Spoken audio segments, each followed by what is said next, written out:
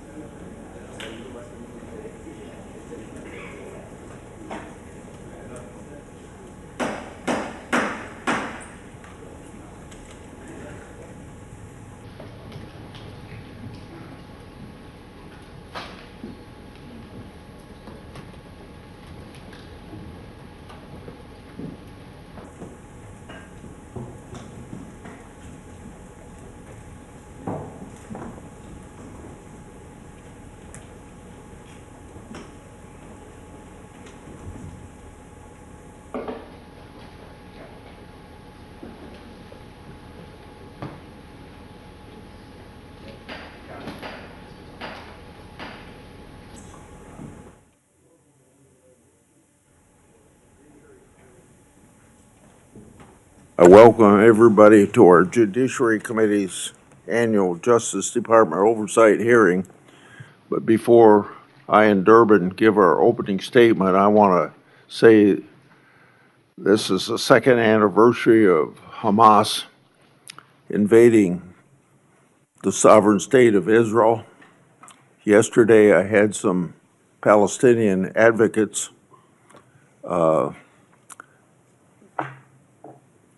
talk to me about the number of people who have been killed. I like to remind them there wouldn't be one death if there hadn't been this invasion of the sovereign state of Israel by what happened 2 years ago today. Attorney General Bondi, since your confirmation, you've now had the opportunity to face the federal bureaucracy that you must reform to better serve the American people. As I said to Director Patel, your charter is no simple task. When you arrived, you were left with the Justice Department free fall. Senate Democrats have denied your leadership personnel. We haven't been able to confirm your Assistant Attorney General for Congressional Affairs. It's now been 7 months. All the while, Democrats complain that they can't get answers from the Office of Ledge Affairs. They have blocked the confirmation of that person. Since your confirmation, you've taken steps to institute needed reforms. Under your leadership, the Justice Department has cut funding to politicize programs to reinvest in core policing activities. Focusing on crime and getting tough on criminals is a welcome change from 4 years of Biden administration soft on crime policies. During the Biden administration, the Justice Department failed to collect billions of dollars in criminal fines and penalties from corporate offenders. That money should have been placed in the Crime Victims Fund, and much of the money of the past administration did collect went to the Justice Department's slush funds instead of aiding victims of criminals and violent activity. My Democratic colleagues have shared concerns about funding agency and law enforcement, but generally haven't supported funding programs. Under the Democrat leadership, the COPS reauthorization was held over in committee at least 8 times before the 118th Congress concluded. It never received a vote in this committee. More recently, Democrats have refused to support fundamental Justice Department programs like Protect Safe Neighborhoods, and last week, Democrats again blocked most of the Police Week bills from passing the Senate, even though they passed out of this committee unanimously. In contrast to these indefensible positions, the judiciary provisions in the Republican reconciliation bill made hundreds of millions of dollars available to the Justice Department to combat crime. Attorney General Bondi, you've also created a task force to attack the problems left by your predecessor. You've created a team to review the overwhelming evidence of political weaponization by federal law enforcement, including the discredited Crossfire Hurricane investigations. Your weaponization working group has worked with my staff to bring forward resolutions for whistleblowers, and I commend you and your staff efforts to find solutions for these patriots. I understand the task force to eradicate anti-Christian bias has done an investigation on how the Biden administration weaponized the government against people of faith. I look forward to your next report on that subject. Now, you've also shuttered a certain task force that was a stain on this country, the Foreign Influence Task Force. Democrats have cried about closing this misleadingly named unit. The task force was involved in undermining my and Senator Johnson's Biden family investigation. Instead of rooting out foreign influence, the task force became a political weapon. And speaking of political weapons, I'm now going to address examples of political weaponization in the previous administration. Most recently, I and Senator Johnson made public information relating to Arctic force, expansive targeting of Republicans, and on Monday, just yesterday, because of our investigative work, the FBI disclosed that the Biden administration used Arctic frost to target Republican senators, including several senators on this very committee. This is an outrage, an unconstitutional breach, and ought to be immediately addressed by you and Director Patel. It's also a clear example of why the Justice Department has had to fire personnel who you hear Democrats defending. While on the taxpayer's dime, these now fired employees not only weaponized law enforcement, but some of them also retaliated against patriotic whistleblowers. These are indefensible acts. Now I've obtained additional weaponization records thanks to brave whistleblowers that predate Arctic frost. I've obtained documents created by then Supervisory Special Agent Tebow, dated March 2, 2017. The title of this document is quote unquote Trump, and it appears to relate to matters different than Crossfire Hurricane. This document discusses a rumor at FBI headquarters that the FBI's Washington field office was leaning towards opening a case on the Trump campaign. Tebow noted they weren't close to opening an investigation, but did say this, quote, "What are we doing? Aggressively seeking out open source information, human intelligence info that could predicate a case," end of quote. You see, less than 2 months into Trump's first presidency, the partisan Comey FBI was very hard at work trying to manufacture another case against Trump. Tebow and the FBI eventually got their wish in April 2022 with the opening of Arctic frost. This was a political fishing expedition to get Trump at all costs, just like Crossfire Hurricane. And of course, it's a disgrace to the taxpayers. Whistleblowers have provided me with another document. This document is a 2017 case, updated, also drafted by then Supervisor Special Agent Tebow. This is a case update for CR 15, the now disbanded and discredited Public Corruption Squad at FBI's Washington field office, which says, quote, McAuliffe case. Steve Sullivan, Chief Financial Officer of Teneo, was interviewed in New York City.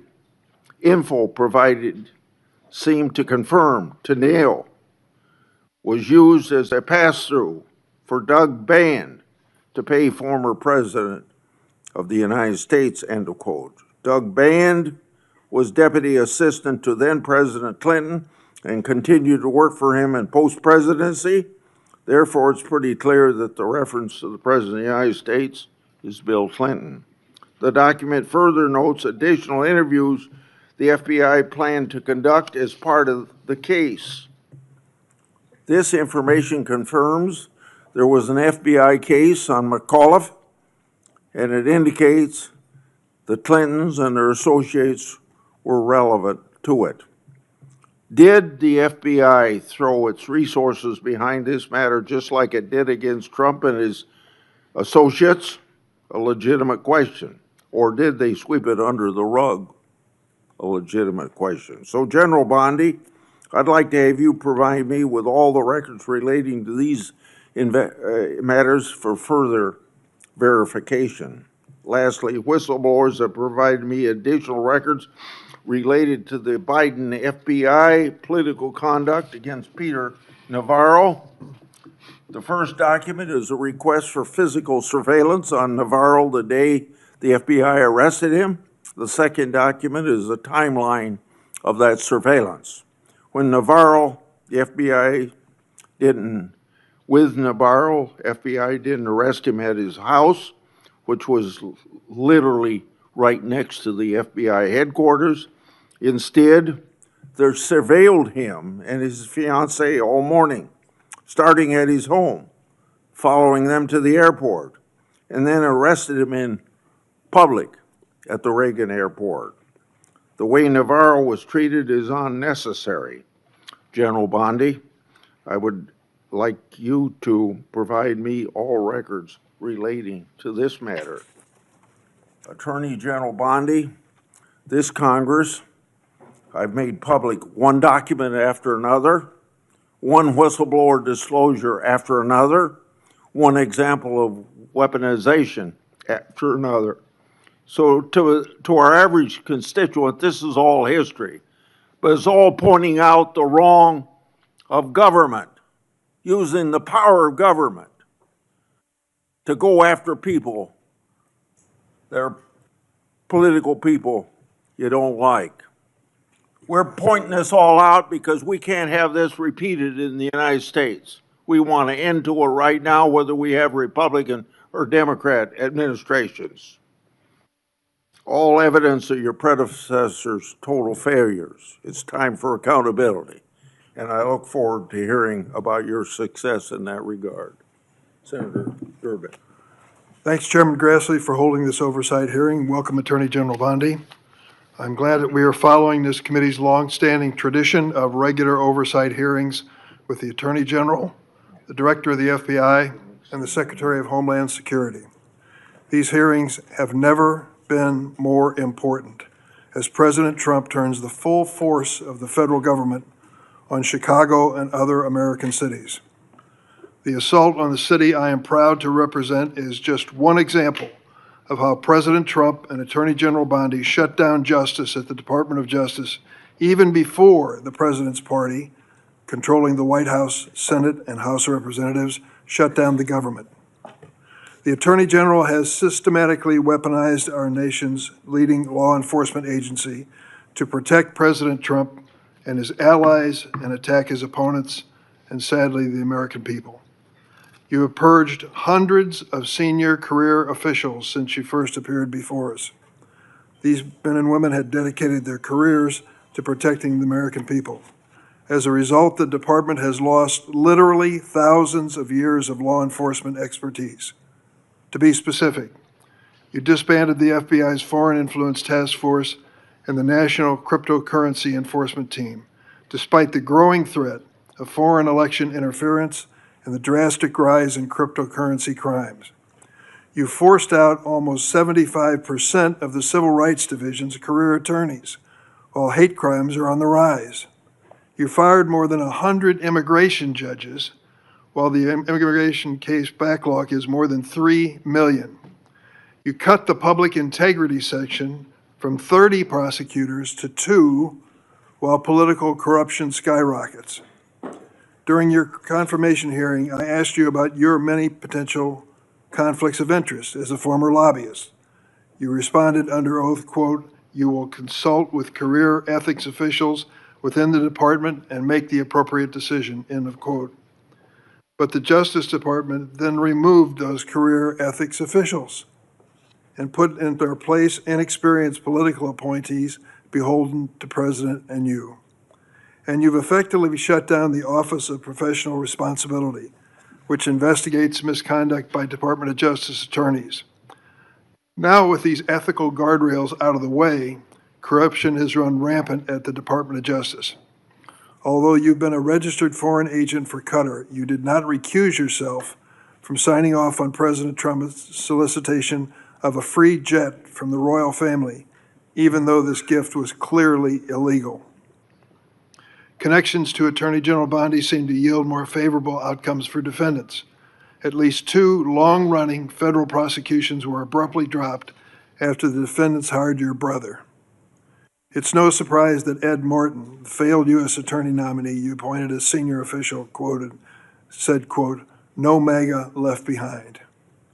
Our nation's top law enforcement agency has become a shield for the president and his political allies when they engage in misconduct. Last year, President Trump's border czar, Tom Homan, was allegedly recorded accepting a $50,000 bag of cash in exchange for promising immigration enforcement-related contracts. Under your leadership, the investigation into Mr. Homan was dropped. After President Trump pardoned nearly 1,600 January 6 insurrectionists, including more than 600 charged with assaulting or impeding law enforcement, the Department of Justice is arguing in court that these pardons provide immunity for wholly unrelated crimes in multiple cases. Jared Weiss was filmed on January 6th, encouraging his fellow rioters to attack the Metropolitan Police Department officers. And he said, "F them, kill them." What happened to Mr. Weiss? He's been hired by you as a senior advisor. In February, you said the Epstein client list was, quote, "sitting on my desk right now for review." 8 months later, you still haven't produced these files, and a credible whistleblower told my office that FBI agents were directed to flag any records in which President Trump was mentioned. The Department of Justice ordered the dismissal of corruption charges against the former New York City Mayor Eric Adams in a corrupt backroom deal to secure his cooperation with the president's immigration agenda. Acting U.S. Attorney Daniel Sassoon, a Republican appointed by President Trump, resigned in protest. Acting U.S. Attorney for the Eastern District of Virginia, Eric Siebert, a Republican appointed by President Trump, was forced to resign because he didn't believe there was sufficient evidence to indict New York Attorney General Letitia Adams or former FBI Director James Comey. In his place, President Trump installed his former personal attorney, someone with no prosecutorial experience, to indict Director Comey, which she did. She joins a network of unqualified MAGA loyalists masquerading as federal prosecutors, like Alina Habba, who said she would use her position to, quote, "turn New Jersey red," close quote, and Sigal Chattah, who once said that a black political opponent was, quote, "should be hanging from an effing crane," end of quote. The President and Attorney General attempted to bypass the Senate to install these unqualified extremists. Where do you find these people? Courts have ruled that both Ms. Habba and Ms. Chattah are serving in their roles illegally, jeopardizing countless prosecutions by your office. Why? And that's just one example of how the Department of Justice is making America less safe. Attorney General Bondi shut down the Organized Crime and Drug Enforcement Task Force, OSADEF, which has dismantled thousands of criminal organizations. And you diverted thousands of FBI, DEA, and ATF agents and DOJ prosecutors from their critical missions to carry out the president's mass deportation agenda. Attorney General Bondi, not surprisingly, federal drug prosecutions have dropped to the lowest level in decades. Let me repeat that. Federal prosecutions for drug crimes have dropped to the lowest level in decades on your watch.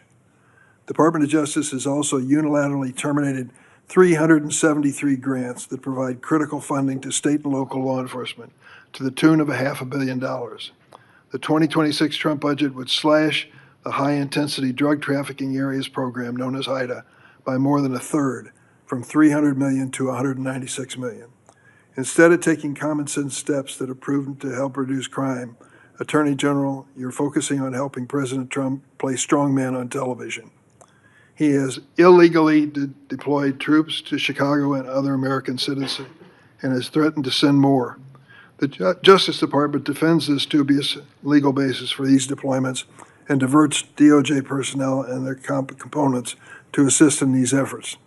These deployments basically target Democratic-run cities and Democratic leaders, ignoring many Republican-led areas of our country with even higher crime rates, and making clear that this is for political theater, not public safety. One particular chaotic raid in Chicago Tuesday last week, aided by the FBI and ATF, which you supervise.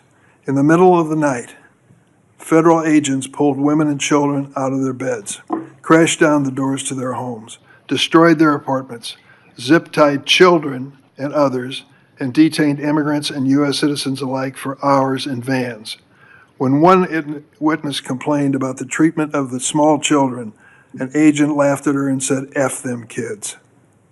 On Friday, a federal judge appointed by President Trump held that deploying the National Guard in Portland is illegal.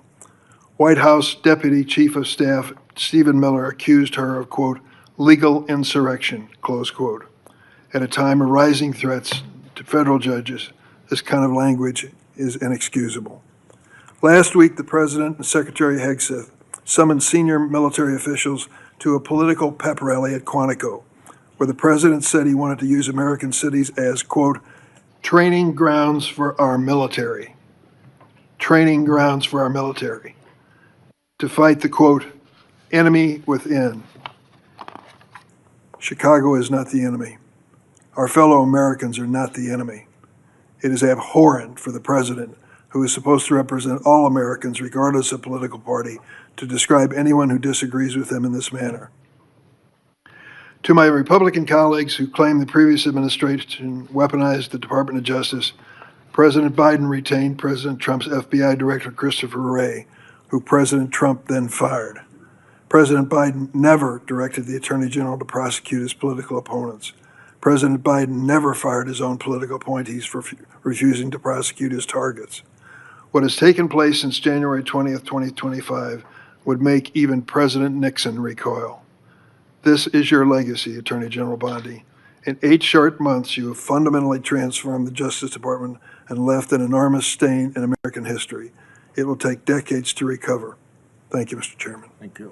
Would you please rise so I can give you swear? Do you affirm the testimony you're about to give before this committee will be the truth, the whole truth, and nothing but the truth, so help you God? Please be seated and give us your opening statement.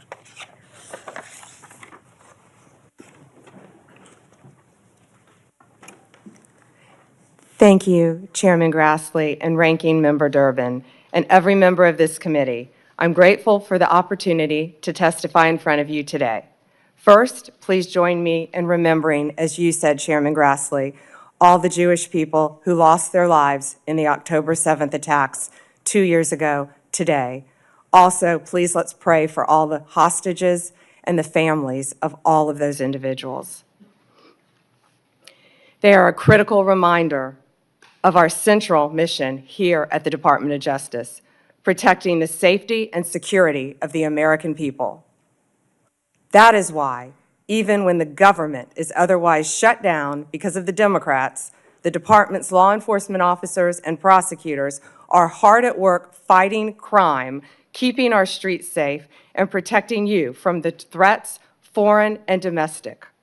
When I was confirmed as the 87th Attorney General of the United States, I took office with 2 main goals: to end the weaponization of justice and return the department to its core mission of fighting violent crime.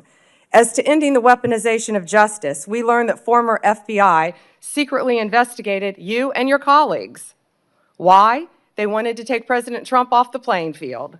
They were playing politics with law enforcement powers and will go down as a historic betrayal of public trust. This is the kind of conduct that shatters the American people's faith in our law enforcement system.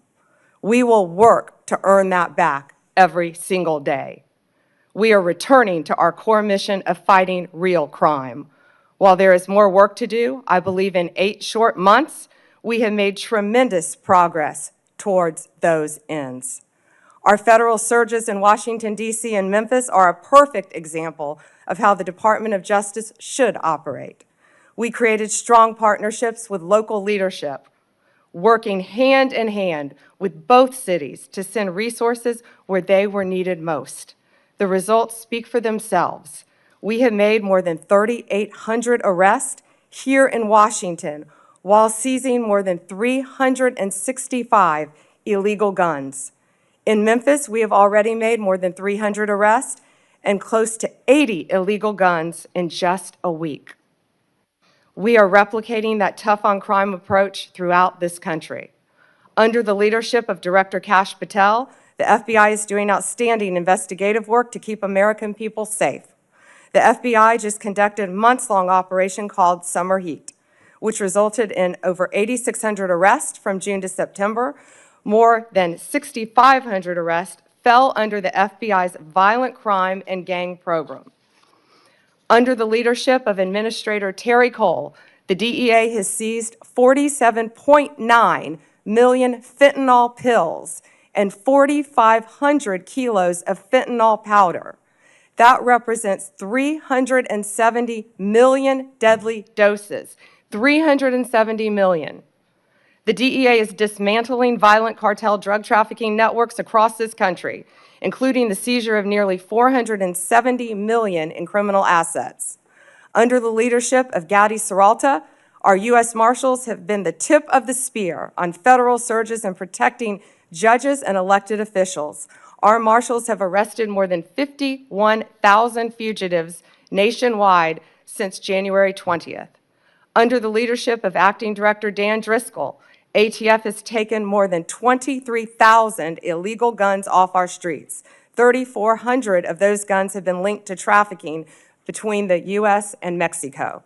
My attorneys have done incredible work advancing President Trump's agenda and protecting the executive branch from judicial overreach. We've been sued more than 400 times since January 20th. Judges have issued more than 90 temporary restraining orders against us, more than the previous several administrations combined.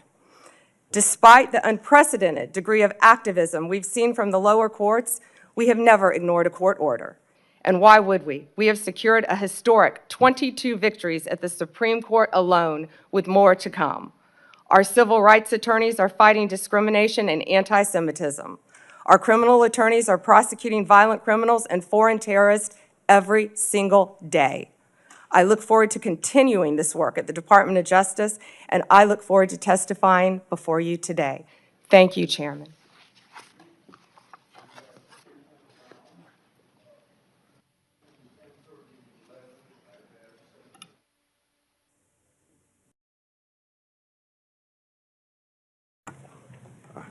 I forgot to turn on the microphone. Let me start over again. We have 10-minute rounds. I've asked Senator Blackburn to chair between 10:30 and 11. I hope that we can have good decorum during this hearing, treat each other with respect. General Bondi, just in case you get cut off with something that you don't get to answer your question when that senator's done, if you ask me for a little bit of time, not a lot of time, but a little bit of time to finish your answer, I'd be glad to give that to you. So starting myself, you inherited a bloated bureaucracy. It requires reorientation to better serve your mission of the department. That would include reassessing grants disguised to help Americans, but many were partisan pet projects. It also requires reallocation of resources to better serve the American people.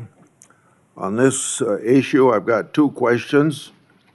What updates can you share with the committee about your review and grant DOJ and grants that DOJ has reassessed?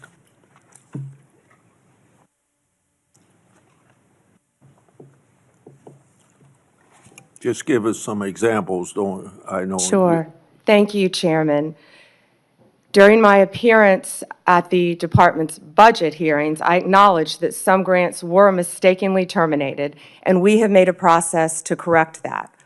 All grant termination appeals will be individually considered for alignment with our current policies, which are strengthening law enforcement and protecting victims. Recipients are given the opportunity to appeal a grant termination consistent with the rules by writing to the Assistant Attorney General. Of the 5,800 discretionary grants that were reviewed, only 376, approximately 7%, were terminated. So far, OJP has turned back on 18 awards, 17 appeals have been denied, and the rest are actively being reviewed, with decisions expected soon. My colleagues on the other side claim that your department has reallocated resources to immigration enforcement, and it's had a negative impact on law enforcement. We know that drugs and crimes are very much a part of immigration enforcement, so these attacks are clearly off the mark. Explain your view of these misguided assertions. Chairman, every day our FBI, DEA, ATF, and now U.S. Marshals working on a task force with Homeland Security are out there keeping Americans safe and getting illegal aliens out of our country, many of whom have committed violent crimes in this country. Our agents will continue to fight violent crime in this country, working hand in hand. One example is right here in Washington, D.C. We have the D.C. Task Force that has been incredibly successful. We are so proud of the work that has done. We have been working hand in hand with the local officials here in D.C., and we are very proud of that work. And we're taking that to Tennessee and around this country to keep Americans safe. I won't repeat the things I've said about Arctic frost, but we had this recent revelation yesterday of my Republican senators being targeted by the government, underscoring the point about Arctic frost. When taken in context with widespread government weaponization against Trump and conservatives in the last decade, the conduct arguably is worse than Watergate. So I got two questions along this line. How many Department of Justice and FBI personnel have been held accountable for their partisan and constitutional questionable conduct, and what was their punishment? If you could give a few examples or follow up in writing, since there's so many people that fall into this category. Yes, Senator. Yes, Chairman, we will. So you want to answer that in writing? Yeah, okay. Yes, the exact number I can answer in writing. Yes. Okay.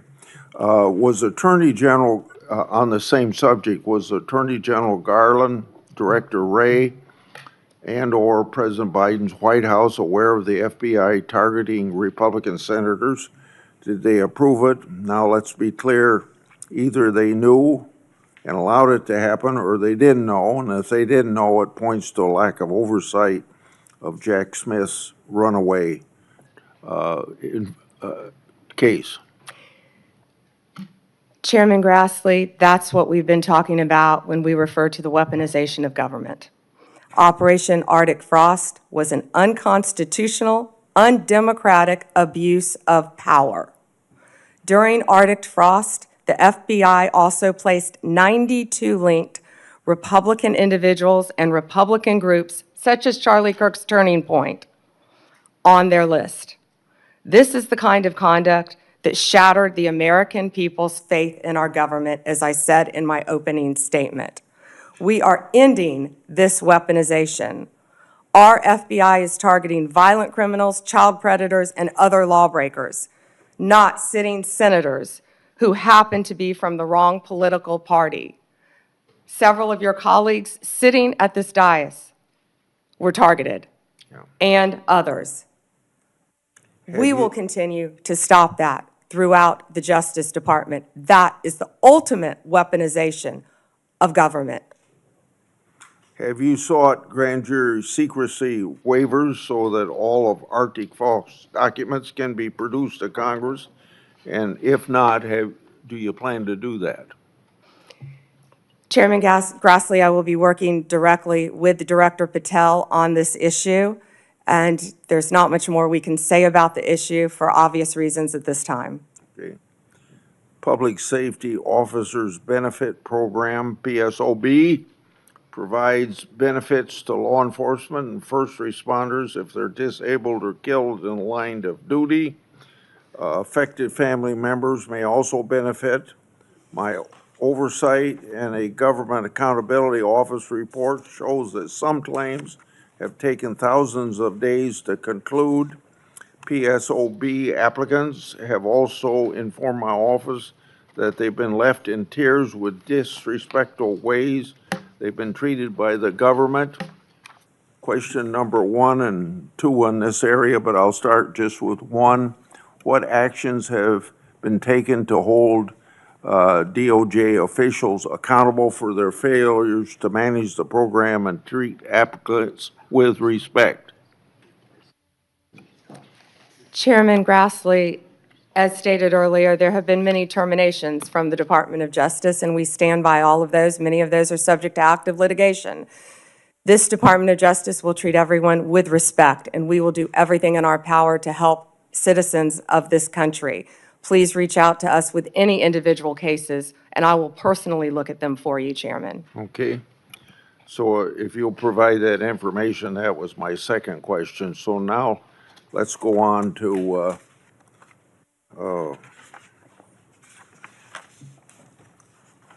regarding the initial FBI 1023 document that I made public last Congress.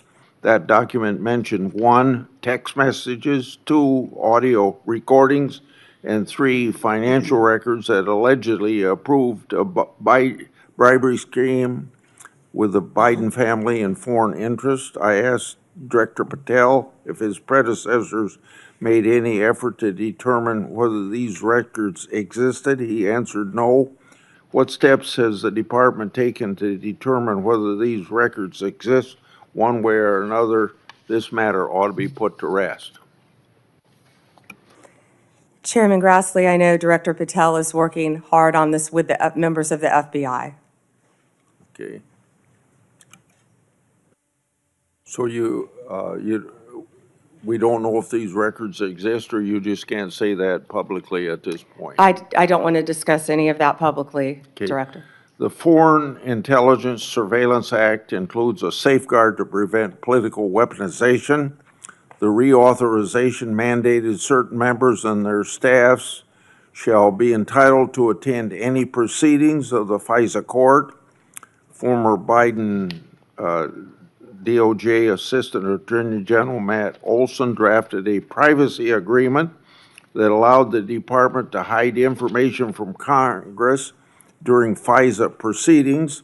Matt Olson made a career out of targeting President Trump and his allies, so it's not surprising that he would attempt to hinder congressional oversight or cover up for the Biden regime. I want to make sure that you get rid of the ridiculous and misguided Olson memo. When can you tell me that will be done? We will notify you, Chairman Grassley. Thank you. Okay. Senator Durbin. Thanks, Mr. Chairman. Madam Attorney General, let me ask you this question. Were you consulted by the White House before they deployed National Guard troops to cities in the United States? I am not going to discuss any internal conversations with the White House. You won't even say whether you talked to the White House about this? I am not going to discuss any internal conversations with the White House with you, Ranking Member. I noticed that. What's the secret? Why do you want to keep this secret? The American people don't know the rationale behind the deployment of National Guard troops in my state. The word is, and I think it's been confirmed by the White House, they are going to transfer Texas National Guard units to the state of Illinois. What's the rationale for that? Yeah, Chairman, as you shut down the government, you voted to shut down the government, and you're sitting here, our law enforcement officers aren't being paid. They're out there working to protect you. I wish you loved Chicago as much as you hate President Trump. And currently, the National Guard are on the way to Chicago. If you're not going to protect your citizens, President Trump will. been on this committee for more than 20 years. That's the kind of testimony you expect from this administration. A simple question as to whether or not they had a legal rationale for deploying National Guard troops becomes grounds for a personal attack. I think it's a legitimate question. It's my responsibility. She refuses to answer as to whether she had any conversation with the White House about deploying national troops to my state. That's an indication, I'm afraid, where we are politically in this place. Let me ask you another question. I want to, if you will, hold on a second. Make sure I got the right page of facts here. You testified under oath when you last before this committee that before your appointment to Attorney General, you had served as a representative of some sort for the royal family of Qatar. There was an issue that came before you in May when President Trump accepted a $400 million luxury jet from the royal family of Qatar for temporary use as Air Force One before it's permanently gifted to the Trump Presidential Library Foundation. The Constitution unequivocally bestows on Congress the power to control whether any officer of the United States, including the President, may accept a gift, quote, from any king, prince, or foreign state, end of quote. And this gift clearly violates the statutory regime enacted by Congress. You've refused to answer a letter I sent to you 5 months ago asking the legal rationale you relied on to advise President Trump to accept this unprecedented gift from your former legal client. Can you make a promise today that you will disclose that? Disclose what, ranking member? I assume there was a letter or some sort of statement from your office to the White House to advise them that you felt it was permissible? First, to address my role with Qatar, as I addressed with you during my confirmation hearing, I disclosed it in my SJQ. In private practice, I worked for Qatar for anti-human trafficking for the World Cup. That was my only involvement, and I made that very clear, and I'm very proud of everything I've done with anti-human trafficking. Obviously, in preparing any advice for the President on a jet or anything else, we consult with the Office of Legal Counsel. The confidentiality applies to their input as well. And Chairman, if you would approve and vote to approve, as Chairman Grassley said, excuse me, Ranking Member, as Chairman Grassley said, my employees, we would answer your letters a lot faster, yet you're stalling them at every stop. And to go back to your previous question, your city has a murder rate 5 times higher than New York's. 571 homicides last year.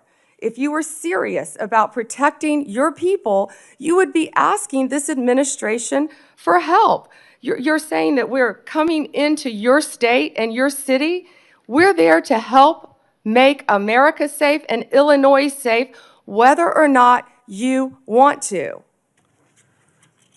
I believe cutting federal grant programs to law enforcement in my state and across the nation does not make us any safer, and you've done just that. You've supplanted that decision by sending in National Guard troops to California and other places. That is a situation where the governors have not asked for that help. If you truly wanted to do this on a bipartisan basis, you wouldn't defy a governor, you would work with them. I'm prepared to do that. I'm prepared to work with this administration. But cutting these grants to law enforcement does not make us any stronger as a nation or give us the tools we need to reduce crime in Chicago. Now, I'd just like to ask you, when it came to this Qatar situation, did you consult with the ethics office in the Department of Justice before making your decision on this gift of a jet?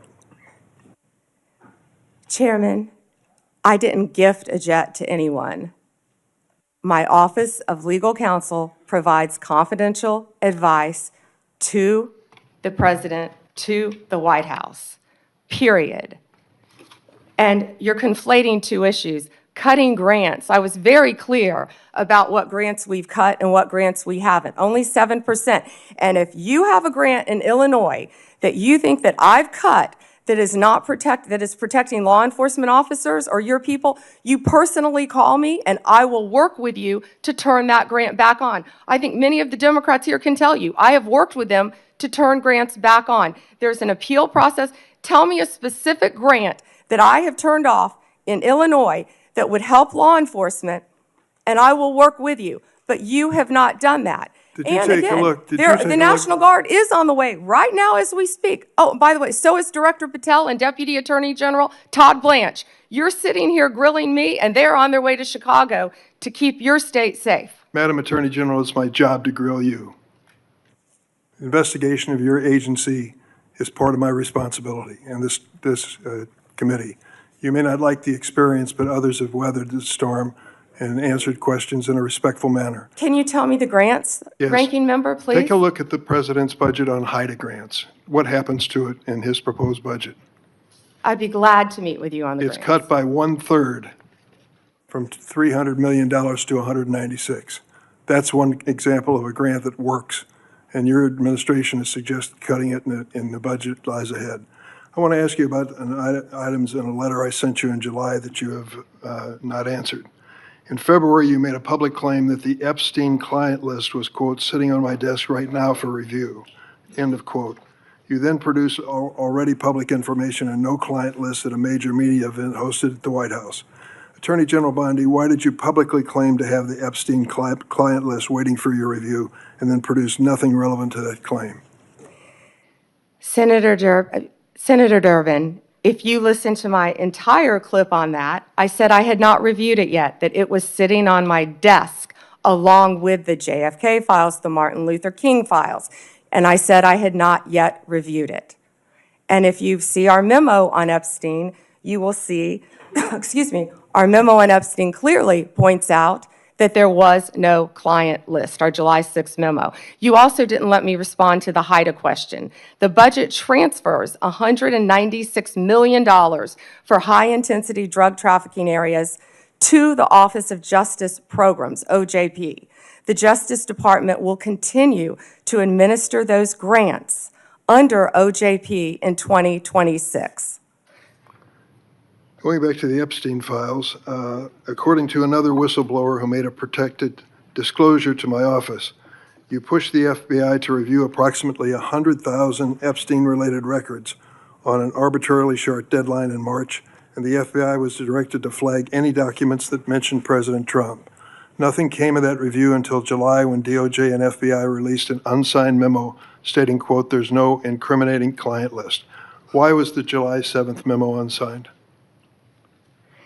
The July 7th memo came from the FBI and the Department of Justice. Director Patel answered those questions very clear. And, you know, Senator Durbin, I find it very interesting that you refused repeated Republican requests to release the Epstein flight logs in 2023 and 2024. You fought that. Did you take money from Reid Hoffman, campaign donations, Never who was a heard. huge Epstein friend? Why did you fight for years? Why did you fight to not disclose the flight logs, Senator Durbin? I can tell you I did not refuse. One of the senators here wished to produce those logs, and I asked her to put it in writing, and she never did. Yeah, I think Senator Blackburn would quarrel with you on that. But I that's will up to the quarrel two with of you as to read somebody that you mentioned I never heard of. Reid Hoffman. So who gave the order to flag records related to President Trump? To flag records for President Trump? To flag any records which included his name. I'm not going to discuss anything about that with you, Senator. Eventually, you're going to have to answer for your conduct in this, and you won't do it today, but eventually you will. I yield, Mr. Chairman. I got to Mr. interject Chairman? something here. Mr. before I Chairman. get to Pam. Mr. Chairman, since Senator Durbin referred to me, I would really appreciate the opportunity to correct the record. Proceed. Because Senator Durbin knows I repeatedly asked for those flight logs. I brought up the subpoena. You even shut down the committee because you didn't want that, and you know I submitted that in writing, and you continue to misrepresent that, and I am not going to let that record stand.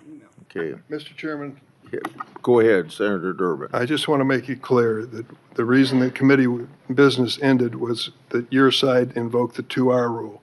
Point number 2 is I asked you if you wanted any documents like flight logs to put it in writing. You never did. Yes, sir, I did, and your staff knows that I did. No, We'll submit, once again, Send me a copy of the that, please. information to you. We've done that several times, but we'll be happy to, once again, send it to you. I think your staff doesn't show that to you. Well, as I started to say about the emolument clause, and Democrats bringing that up in regard to Qatar, back in March of 2016, they didn't care anything about my bringing up the emolument clause in regard. I wrote to the Obama Justice Department. That letter was based on Secretary Clinton's 2009 to 2013 financial disclosures when she was Secretary of State. Those disclosures showed that her husband participated in at least 62 events with foreign states. Some of those were speaking events with connections to foreign governments, and some speaking events were financially supported by foreign governments.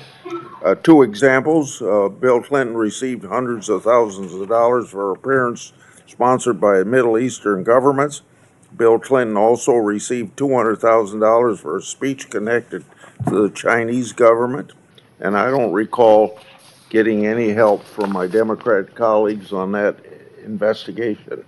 Senator Graham. Good morning. Good morning. Thank you.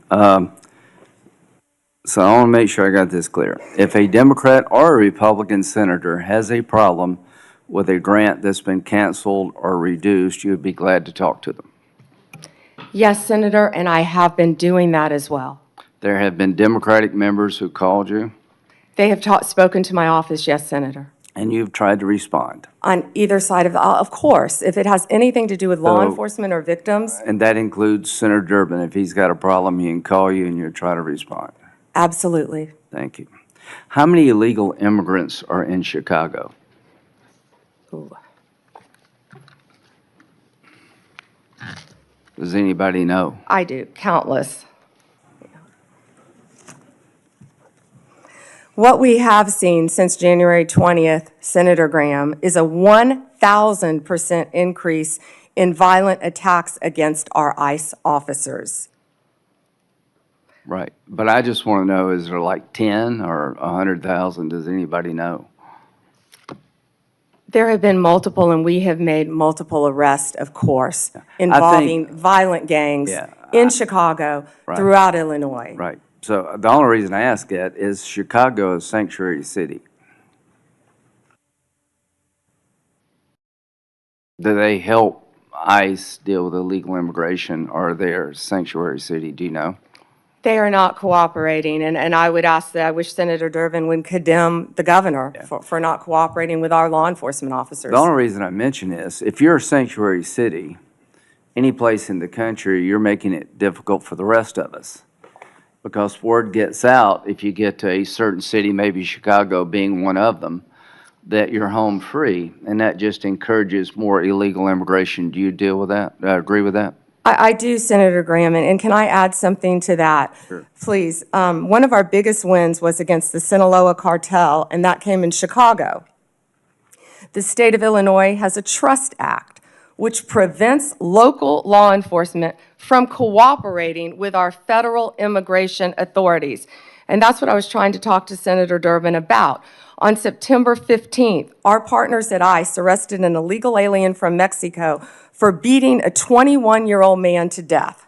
He had been imprisoned in Illinois prior to the murder and was released under Illinois' Trust Act. We filed multiple lawsuits in Illinois for sanctuary policies, specifically in-state tuition for illegal aliens and obstructing employers from verifying citizenship. You can't make this up. On September 5th, a federal grand jury in Chicago indicted a major Sinaloa cartel boss, narco-terrorism, guns, and drug charges. On July 11th, we announced a guilty plea for Ovidio Guzman Lopez. You may know him as the son of El Chapo, one of the worst narco-terrorists in the world. In the world, In Senators. Chicago. In Chicago. In Chicago. He entered a guilty plea to drug conspiracy and 2 counts of knowingly engaging in a continuing criminal enterprise in the state of Illinois. I could continue with fentanyl. I could continue with child predators in Illinois. Well, thank you. I think I've seen numbers over 100,000. So Chicago and other sanctuary cities, you're making it harder for us to deal with illegal immigration by doing what you're doing.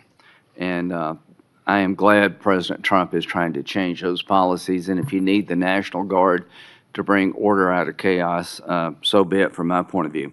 Now, let's get back to the topic sort of at hand here about how the law is being used politically. In September 2022, Attorney General James from New York basically said in a campaign that she would go after Trump, his business transactions, and his family with full force. November the 15th, 2022, Trump announces his candidacy for president. November 2022, 3 days after Trump announced his re-election campaign, Jack Smith was appointed by Garland to be special counsel to look at classified information, document mishandling, and trying to undermine the 2020 election. In March, President Trump was indicted in Manhattan of 2023, just after announcing 34 felony counts. And what they did is they took misdemeanors and turned them into felonies by using a legal theory that no one in the history of Manhattan had ever been charged with. June 2023, a federal grand jury in the District Court for the Southern District of Florida indicted President Trump on 37 charges regarding classified information. Now, all I can say is that taking a hammer to a hard drive and bleach bit apparently doesn't make the cut. Having documents in the garage of President Biden doesn't make the cut. In August of 2023, he was indicted yet again regarding the 2020 election. So all I can say is that in September 27th, Jack Smith's team asked for my phone records and 7 other senators. Now that's just the 2024 election. Comey, are you aware of the fact that in August, Comey, then Director FBI, August of 2016, was in a meeting at the White House where it was discussed that by Brennan, then CIA Director, that there was intelligence that maybe the Clinton campaign was trying to cook up a narrative that Trump was a Russian asset? Senator, I believe that has been reported publicly, but I cannot comment on that. Okay, well, I'm just telling you. Now, this is a campaign for president in 2016. In July, they open up Crossfire Hurricane. In August, they have a discussion in front of President Biden that there's intel that maybe this is generated by his political opponent. Nothing happened. In September, are you aware of the fact that the intelligence community sent a memo to the FBI director detailing intelligence that suggests as Clinton's campaign is behind the idea that Trump is colluding or cooperating with the Russians? Senator, I believe that has been reported. And that was addressed to the FBI director and Mr. Strzok, this memo. Are you aware that he told this committee, I don't recall that, the FBI director? Senator, I can't discuss anything. Well, I can tell you this. What the hell would you recall? You're the sitting FBI director. There's a campaign for president going on. You've opened up an investigation believing that the Republican candidate may be a Russian asset, and now all of a sudden, less than a month later, 2 months later, you have 2 inquiries, 2 events to suggest it may be his political opponent. Did anybody in the FBI inform the FISA court or anyone else about this activity that you know of? I can't discuss that matter, as you know, Senator Graham. Should they have? Is there a requirement by law enforcement to tell the court if their warrant is being sought or a defendant that there's exculpatory information out there about you? In general, of course, Senator. So, to the country, The FBI director gets a memo from the intel community. This may be all a political plot by his opponent. They didn't do a damn thing. Are you familiar with the Steele dossier? Yes, Senator. That was a dossier prepared and paid for by the Clinton campaign. Are you aware that it was that document was used to get a warrant on 5 different occasions against Carter Page, an American citizen? Yes, Senator, and that has been Are you reported. aware of the fact in February 2017, after Trump is president, the person who gave Christopher Steele the information, the Russian guy, told the FBI, the information I provided you was all bar talk, hearsay, and not reliable. Are you aware of that? Yes, Senator. Was there ever an effort by the FBI to tell the FISA court about evidence that the man who helped prepare the document retracted his statement? I can't discuss that, Senator. Should there have been? Can't discuss that. You wonder why we're looking at Comey? Give me a break. Why are we looking at Comey? Because he ran an FBI exculpatory information and let it slide. How in the hell can 2 FBI agents interview a man who says the document you're using against a sitting president to suggest he may be a Russian agent or Carter Page that is now no longer reliable? How does that not get to the court? Can you tell me how that doesn't get to the court? You can't, can you? I can't, Senator, and I Can can't you tell me discuss it. why my phone records, when I'm the chairman of the Judiciary Committee, were sought by the Jack Smith agents? Why did they ask to know who I called and what I was doing from January 4th to the 7th? Can you tell me that? No, Senator, and there were 8 senators in total. Do you think that was an abuse of power? Senator, I cannot discuss whether there is or is not an ongoing investigation. If I may add one thing, they also wasted $50 million on what you just described, trying to put President Trump in jail prior to the election. Before Senator Whitehouse, I want to introduce into the record what is called the Durham Annex. The annex is a declassified appendix to John Durham's report about Crossfire Hurricane. The Durham Annex contains information exposing a reported Clinton campaign plan to falsify and tie President Trump to Russia.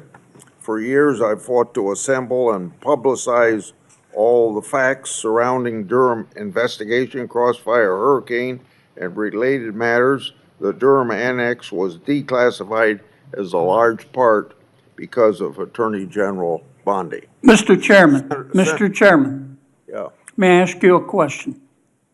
if I can answer it, yes. Go Thank you, ahead. Mr. Chairman. Are you going to hold a separate hearing on your whistleblower account of the FBI investigation of 8 United States senators? I think we need, my answer to your question is, I think we need to wait until we see what the FBI can report and whether it's necessary to have a hearing. Right now, I haven't ruled one out, but I haven't made a decision. And what year do you think that will happen in? I want the FBI to be a thorough investigation of it and report to us what information they can give us, and I don't know how long that'll take them. With respect, are you giving them a certain period of time? I have not given them a certain period of time. I'll discuss that matter with my staff and see if that needs to be done. Okay, if civil suits are filed against the perpetrators at the FBI, will that facilitate your investigation? Well, what's the question again? If the 8 senators who were spied upon sue the hell out of the Department of Justice and the perpetrators involved, will that facilitate their investigation and/or yours? I guess what think- I'm getting to is, I don't understand why we don't have a separate hearing. I find this breathtaking. Yeah. It's just been 24 hours since the FBI investigated on it. Please give me an opportunity to sort through all this. Fair enough. I just don't want to wait 24 years to get an answer. Yeah. We do have an active investigation going on through my staff. I want to make that very clear. Mr. Whitehouse, or Senator Whitehouse. Thank you, Chairman. Ms. Bondi, good morning. Good morning. What became of the $50,000 in cash that the FBI paid to Mr. Homan in a paper bag, evidently?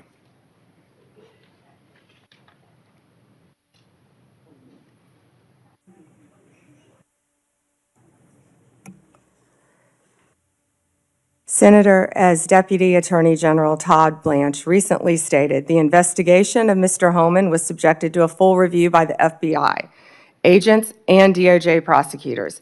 They found no credible evidence of any wrongdoing. And that was not my question. My question was, what became of the $50,000 in cash that the FBI delivered, evidently in a paper bag, to Mr. Homan? Senator, I'd look at your facts. Are you saying that they did not deliver $50,000 in cash to Mr. Homan? Senator, as recently stated, the investigation of Mr. Homan was subjected to a full It's a different review question. by the FBI agents, That's a by different Department question. of Justice prosecutors.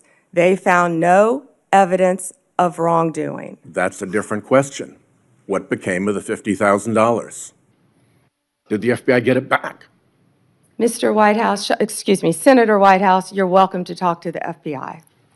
The report to you, can't you answer this question? Senator Whitehouse, you're welcome to discuss this with Director Patel. Did Homan keep the $50,000? As Deputy Attorney General Todd Blanche recently stated, the investigation of Mr. Never mind. Homan I can was see I'm not going to get a subject straight to full answer from you to review a very simple by question. the FBI agents and the DOJ. Do They you found know- no credible evidence of wrongdoing. You know, you're very concerned about money and people taking money, and Do you you rail know- against wait a dark second, wait a money. second, wait a Yet you second, work with dark wait a money second. groups all the time, Senator Wait a Whitehouse. second. Did you know whether or not in that investigation they looked at whether the 2024 $50,000 payment to Mr. Homan was declared by him on his tax returns? Senator, I would be more concerned if I were you when you talk about corruption and money, that when you pushed for legislation that would subsidize your wife's company. The questions here are actually pretty specific. So having you respond with completely irrelevant far-right internet talking points really is not very helpful here. I'd like, Mr. Chairman, you generally like to have us be able to get answers to know, and we'll follow up with the QFR. And to the extent Patel wants to answer, that would be great as well. What happened to the $50,000? Did Homan keep it? Did the FBI get it back? If he kept it, did he put it on his tax returns? Pretty simple questions. Homan was the same guy who said there was a deal with Eric Adams. He said, if Adams doesn't come through, I'll be back. I'll be in his office, up his butt, saying, where the hell is the agreement we came to? Which brings us to the OPR investigation of prosecutorial misconduct by Emil Bovee, because he was also involved in that transaction. Yep. What became of the OPR investigation of prosecutorial misconduct by Emil Bovee? Yeah, Senator Whitehouse, to correct you for one moment, that would be the Honorable Judge Emil J. Bovee III to you. Not at the time of this. He was an employee of the Department of Justice. And what became of the OPR investigation? It's into all his pending litigation, misconduct? Senator. I can't discuss pending litigation nor personnel matters. OPR customarily publicly says when there's an investigation, and at the end of it, they provide a summary. Why can't you say whether there's an OPR investigation and whether, if it's concluded, there's a summary? Senator, I'm not going to discuss personnel matters. Even public ones. Senator, I'm not going to discuss personnel matters. So, Kash Patel told this committee that his grand jury testimony after immunization, after initially pleading the Fifth, was, and I quote, sealed by the Department of Justice. How and when and why was his testimony sealed, and by whom? Senator, I'm not going to discuss any testimony, especially testimony that could be sealed, with you. No, the question is, was it or was it not sealed? Senator, I'm not going to discuss that with you. Well, he also said that he worked with the Department of Justice to have his transcript released publicly. How and when was his transcript released? Presumably, if he released it publicly, that's something you can discuss because it's public. Well, Senator, I believe you discussed that with Director Patel. And I'm asking you because he said the Department of Justice made this decision and you run the Department of Justice. I would refer that to Director Patel. Even though you run the Department of Justice and he testified that the Department of Justice released his transcript publicly. If it is released publicly, we will get you a copy, Senator, gladly. If being a rather important word there, when your FBI director testified that that was a fact. Treasury compiles suspicious activity reports, referred to often as SARs, that DOJ receives automatically. Hundreds related to accounts of Jeffrey Epstein. How many of those Treasury SARs did you or Director Patel investigate? Senator, I'm not sure if you're concerned because you took money, I believe, did you, from Reid Hoffman, one of Epstein's closest confidants, not only once but twice in 2018 and 2024, if that's correct. But, Senator, did you ask Merrick Garland any of this over the last 4 years when he sat before you? This investigation has been going on. This investigation was closed. Did you ask Alex Acosta that? When you and Patel came to office, you said you would look into this.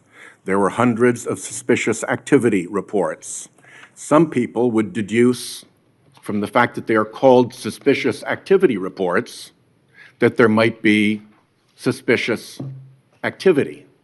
And yet you seem to have looked at zero of those suspicious activity reports involving Jeffrey Epstein accounts. Let me ask you something else. There's been public reporting that Jeffrey Epstein showed people photos of President Trump with half-naked young women. Do you know if the FBI found those photographs in their search of Jeffrey Epstein's safe or premises or otherwise? Have you seen any such thing? You know, Senator Whitehouse, you sit here and make salacious remarks, once again trying to slander President Trump left and right, when you're the one who was taking money from one of Epstein's closest confidants, I believe, I could be wrong, correct me, Reid Hoffman, who was with Jeffrey Epstein on multiple occasions. And the senator sitting right next to you tried to block the flight logs from being released. Yet you're grilling me on President Trump and some photograph with Epstein? Come on. The question is, did the FBI find those photographs that have been discussed publicly by a witness who claimed Jeffrey Epstein showed them to him? You don't know anything about that? Okay. Here's what well, no, we cut to something else. The Marshal Service is supposed to protect our federal judges. I have asked repeatedly for the Marshal Service to let me know if they are investigating or being inhibited from investigating whether or not there is orchestration of threats against federal judges, whether under either conspiracy laws or racketeering enterprise laws or aiding and abetting laws, whatever. But as you know, there's the person who says the threat, and then there may very well be somebody orchestrating the threat behind them. Is the Marshal Service allowed to investigate orchestration of threats, and do you know if they've taken one step to do so? May I answer the question, Chairman Grassley? The time has expired. I think it's the convention of the committee that if I've started my question in my time, you may answer the I question. was asking the chairman. Okay, before I go to Cornyn. She wants to answer the question, Chairman. Oh, please go ahead. I thought you said you didn't want to answer it. I'm Yes, sir. sorry. Thank you. Senator Whitehouse, I would be happy to sit down with you regarding any threat to any federal judge in this country. We take threats very seriously. I will set a meeting with you, with Director Serralta of the U.S. Marshals, and I will be there. And we will talk about any threats on federal judges. Including who orchestration. threatened them or who orchestrated them. Bingo, thank you. Okay, before Cornyn speaks, I get kind of amused about my Democratic colleagues bringing up Treasury suspicious activity reports regarding Epstein. When Senator Johnson and I issued our Biden family reports in 2020, we used information from these very same type of documents. And you know what? We were criticized by our Democratic colleagues for doing so, and for years they ignored the evidence of the Biden family criminality. I don't think my colleagues can have it both ways. Senator Cornyn. General Bondi, 6 out of 10 Americans say they live from paycheck to paycheck. And I'm sure that includes a lot of federal employees, Border Patrol, FBI agents, people who support them, frontline prosecutors. Do you find it somewhat inconsistent that our Democratic colleagues claim to support law enforcement and the rule of law, but yet they vote to deny those same individuals the pay which they've earned? Yes, Senators, our law enforcement agencies, DEA, ATF, FBI, U.S. Marshals, and all the other federal agencies, Homeland Security, Treasury, all the agencies, all of my federal prosecutors, all of our employees are working tirelessly, national security, around the clock to keep this country safe and to keep this world safe. Yet, the Democrats voted to shut the government down, and they are out there working without a paycheck, with families at home, risking their lives every single day. Thank you for pointing that out, and thank you for caring, Senator Cornyn.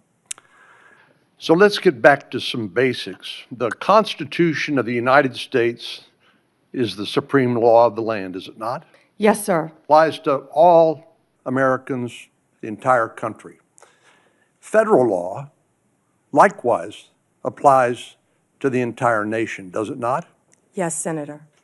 And so when federal law enforcement agents go to cities like Chicago to enforce federal law, they are acting within their authority, are they not? Yes, Senator Cornyn. So on what legal basis would a governor or a mayor say, we're going to deny or prevent a federal law enforcement agent from enforcing federal law? What would be the legal basis for them to do that? You know, Senator, there's not one. And as I stated, there were 571 homicides in Chicago last year. And that's why right now Director Patel and Deputy Attorney General Todd Blanche are on their way to Chicago. I've been to Memphis. They're in Chicago right now to protect the people of Illinois. And what Senator Graham, the point he was trying to make earlier, was that when you don't cooperate with law enforcement, if I was a TDA member, if I was a Sinaloa cartel narco-terrorist, you know where I'd go? Chicago, because they're not enforcing the law. And they're running their operations, as I stated earlier, two of the biggest terrorists, narco-terrorists, we arrested right in Chicago because it was a safe haven for them. And they're operating these networks around our entire country. So we are going to keep our entire country safe. We're going to protect all Americans. If these senators aren't going to vote to open our government, to let these people, our people, work with paychecks, they're going to do it anyway, whether or not the locals are cooperating with them. We're going to be there protecting all Americans in this country, Senator Cornyn. I find it, the comparison between the nation's, Washington DC, here in the nation's capital, where the mayor has welcomed the federal law enforcement agents, which as I travel around the city, are providing a level of deterrence against crime that I have not seen before. And Washington, D.C. happens to be one of the most dangerous metropolitan areas in the country. So seeing what the response has been by local officials here in Washington, D.C., seeing how the public here who visits here as tourists from Texas and elsewhere, how they're welcoming this federal law enforcement presence, it strikes me as a stark contrast between what we've seen in places like Chicago. And I just don't understand how elected officials who are sworn to uphold the law and the Constitution of the United States could take the position that, no, we don't want a safer community in our major cities that have a high level of crime like Chicago. Doesn't it strike you as bizarre? Senator Cornyn, I don't understand it either because we've been working hand in hand right here in D.C. with Mayor Bowser. She has been an incredible partner at making D.C. safe again. We've been working with her, we've been working with the police chief, we've been working with their staff, and the numbers speak for themselves. 3,156 arrests, 294 illegal guns seized. I think the number's probably higher today. Carjackings down 87%, violent crime down 45%. Right here in the nation's capital. I've been out there countless times before they go out on the streets, and I'm watching the DC Metro Police. I'm watching them with the Transit Authority Police, who of course keep our metros safe. I'm watching them with our DEA, FBI, ATF, U.S. Marshals, Treasury agents, and HHS has even provided doctors out there to help the team. And what they are, they're a team, and they are working hand in hand.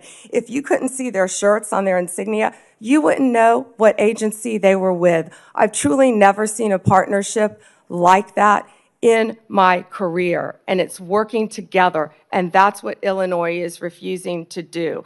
And I wish these senators, I wish Senator Durbin would condemn the governor of Illinois and have him work with us like we're doing now in Memphis. We have the governor of Memphis. We have our two great U.S. senators in Memphis. We have the mayor of Memphis, the same, the chief, working hand in hand there. Last week, maybe the week before last, I lose track of the days, we had the head of the Metropolitan Police Union for the District of Columbia here, and I asked him about violent crime in our communities. And I asked him whether there was a straight line from the open border policies of the Biden administration, which helped facilitate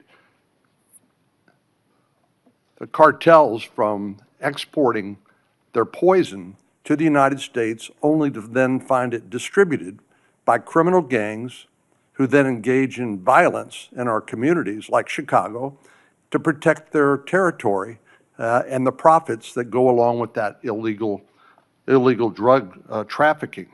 But I want to ask you about another aspect of the open border policies, and that has to do with one of the least reported tragedies and scandals associated with the Biden open border policies, and that has to do with the 500,000 children, sometimes called unaccompanied children, UACs, 500,000 children that the Biden administration allowed to be placed with sponsors in this country that were largely unvetted and subjecting them to who knows what, and then abandoning them by taking the position that it's not the federal government's responsibility, it's local child protective agencies that have to follow up on these kids. So they couldn't tell you whether they were being trafficked, recruited into gangs, whether they were going to school, whether they were getting the health care that they need. They couldn't tell you because they didn't care. So I know that President Trump's administration, the Department of Justice in particular, has located 22,000 of these 500,000 children. Could you talk to us a little bit about your efforts to rescue these children that had been abandoned by the Biden administration? Yes, and Senator, thank you for asking that question. President Trump cares deeply about our children of this country and children from around the world. This is horrific what has been happening in our country. Law enforcement has arrested approximately 458 sponsors. Now, what these sponsors are, they lie to ORR, many of them, to have an unaccompanied alien child. Some of them later exploit and abuse these children. They're not parents, they're not guardians. They're coming into this country, they were coming into this country without any ramification across the Mexican border until Donald Trump became president again, and that's when it stopped. We are doing everything in our power to find and arrest these people who are exploiting these children and find these children throughout our country. One of those cases, we charged a Guatemalan national unlawfully residing in Cleveland with lying to government because he became the sponsor of a young girl, and of course we found he was later sexually abusing her. That's one of many cases, Senator Cornyn, that I can talk about. And Donald Trump will not rest until all of these sponsors are found and these children are found and protected. Thank you. Senator Klobuchar, you're recognized. Thank you. Attorney General Bondi, good morning. I'm going to start on a different subject. Good morning. On behalf of families in my state. And I wanted to thank the FBI and the local justice officials in Minnesota, the U.S. Attorney's Office, for the work that they did catching the murder, in the horrific murder of my friend, Speaker Melissa Hortman, and her husband, and the shooting of Senator John Hoffman. Just last month, my state was again shaken to its core when a mass shooter attacked Annunciation Catholic Church in Minnesota, shooting through the stained glass windows, injuring 21 people, including 18 kids, killing little Fletcher, little Harper, an 8 and a 10-year-old, murdering them when they're in mass praying, 12-year-olds protecting 8-year-olds. I know we've spoken about these tragedies, and we both agree that this kind of violence, whether in Minnesota or at a Mormon church in Michigan or the assassination of Charlie Kirk, has no place in our politics or in our democracy. In 2018, after the Parkland shooting, you were Attorney General, and there was a bill called the Marjorie Stoneman Douglas High School Public Safety Act. And the bill banned bump stocks, enacted red flag laws, and raised the minimum age to purchase a firearm in Florida from 18 to 21. And you actually defended the law in court from a challenge from the NRA. And we know that I'm in favor of an assault weapon ban, period. I look at these bills and I think, does this hurt my Uncle Dick in the deer stand? We have a proud tradition of hunting in Minnesota. I don't think they do. But as I talked to Director Patel, and he told me in the chair you are sitting in right now, that assault weapon ban could prevent future attacks. I talked to him about better background checks, about red flag laws, and then that perhaps we could find common ground on what actually happened in Florida, which would be to at least change the minimum age for purchasing assault weapon, because We've got 18 to 20-year-olds commit gun homicides at over triple the rate of adults 21 years and over, even though that wouldn't helped in Annunciation Church because he was a few years older. She was a few years older. But as you know, the shooter at Parkland was 19 years old, and the shooters in Buffalo and Uvalde were both 18 years old. So given your efforts in Florida, do you agree that at least raising the age for purchasing assault weapons could reduce the number of these shootings? Senator, first, that's pending litigation, and I can't discuss that at all. The But 21 is pending litigation. I cannot discuss In that. Florida? But if I could go back I really the didn't know 21 this. age is pending litigation. I can't discuss that. But Senator, back to what you said about what happened in Minnesota, there is no place for that. And I believe I spoke to you after that horrific,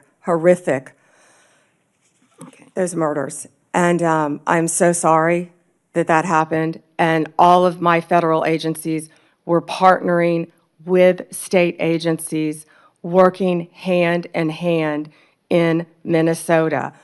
What I can tell you about the Second Amendment is this is the most pro-Second Amendment DOJ in American history, as you know.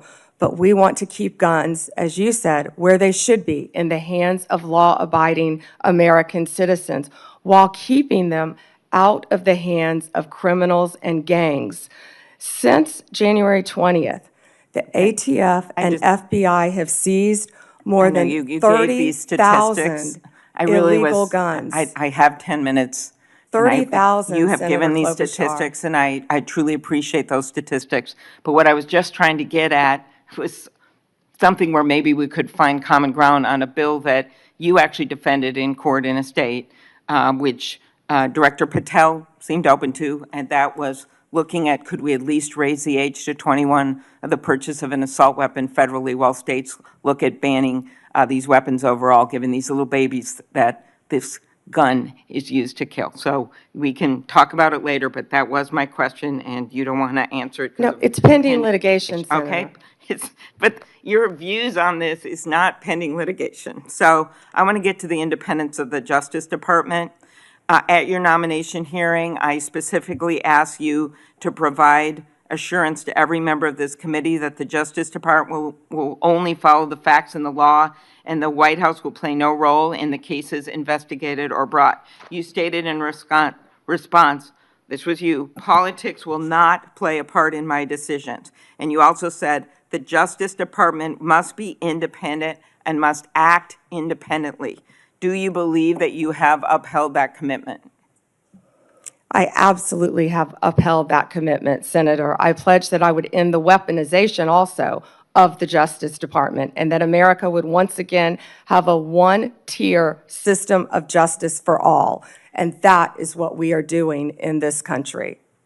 We saw this with the president directing an investigation prosecution of Chris Krebs, the former head of cybersecurity, Lisa Cook, who is a current governor of the Federal Reserve, Director Comey. And the president, and I know you have said that you will not discuss discussions you've had with the president about Comey. Is that correct? That you won't testify here about that? Because I was going to ask you if you received advice, instruction, or request from anyone at the White House to direct the department to engage in any investigations, prosecutorial actions, including decisions not to investigate or prosecute anyone. I'm not going to discuss any Okay. conversations. But then how about the Truth Social post on September 20th, 2025, in which the president said, "We can't delay any longer, Pam," using your name, "not bringing criminal charges are killing our reputation," his words, "and credibility." And then goes on to tell you to prosecute a member of this committee, to prosecute the Attorney General of New York, and to prosecute James Comey. Do you consider that a directive to the Justice Department? Senator Klobuchar, President Trump is the most transparent president in American history, and I don't think he said anything that he hasn't said for years. Okay, it has been reported that you initially pushed back against requests by senior Trump administration officials to push out or fire the acting U.S. Attorney in Virginia, Eric Siebert, who's a conservative Republican, who made the decision that that the evidence was not there to prosecute Comey. What made you change your opinion? I am not going to discuss personnel decisions. Okay.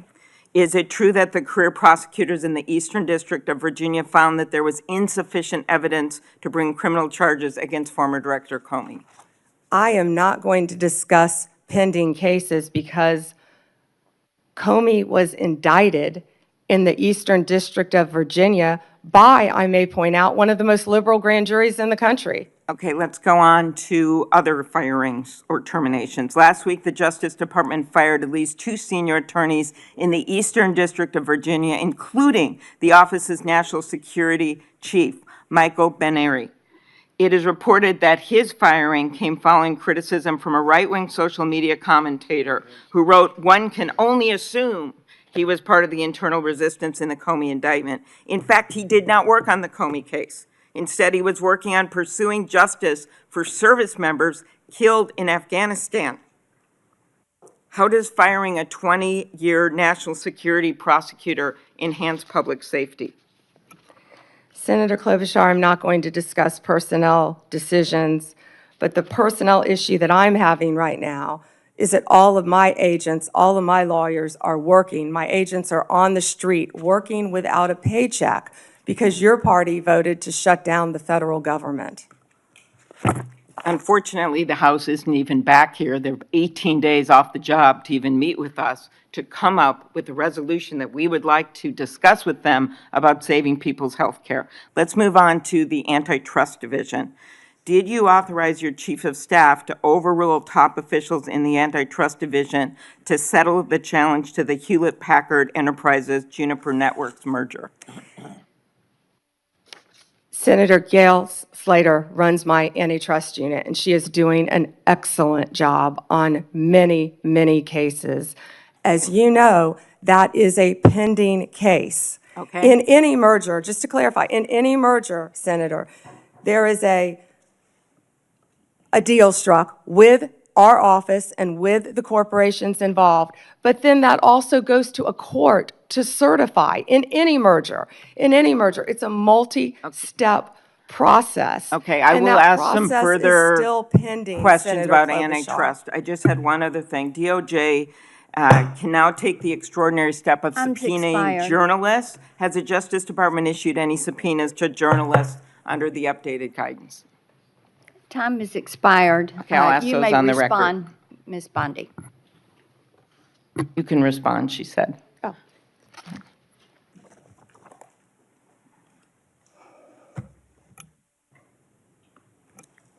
Senator, my office in April restored the Justice Department's longstanding norm on this issue. It was AG Garland who had deviated on the media investigations policy, allowing self-identified journalists using this self-serving status as a shield against being held accountable for endangering our nation's security. We have taken that policy back to the norm, and I can't comment on whether we have or have not, or do not have pending investigations. Time has Senator Klobuchar. expired. Senator Lee, you're recognized.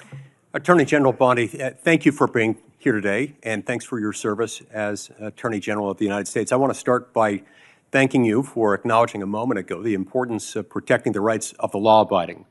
In a country where there are hundreds of millions of guns, one of the most alarming, not to mention unconstitutional things the government could do is to disarm the law-abiding. It would be unfair, it would be fatal to many, it would be contrary to our constitutional system. And I appreciate you standing up for that. I'm also grateful for you standing up for Gail Slater, the Assistant Attorney General over the Antitrust Division. I have full confidence in her, and I can tell you do as well. More broadly, Attorney General Bondi, through your leadership, you've returned the Department of Justice to its core mission.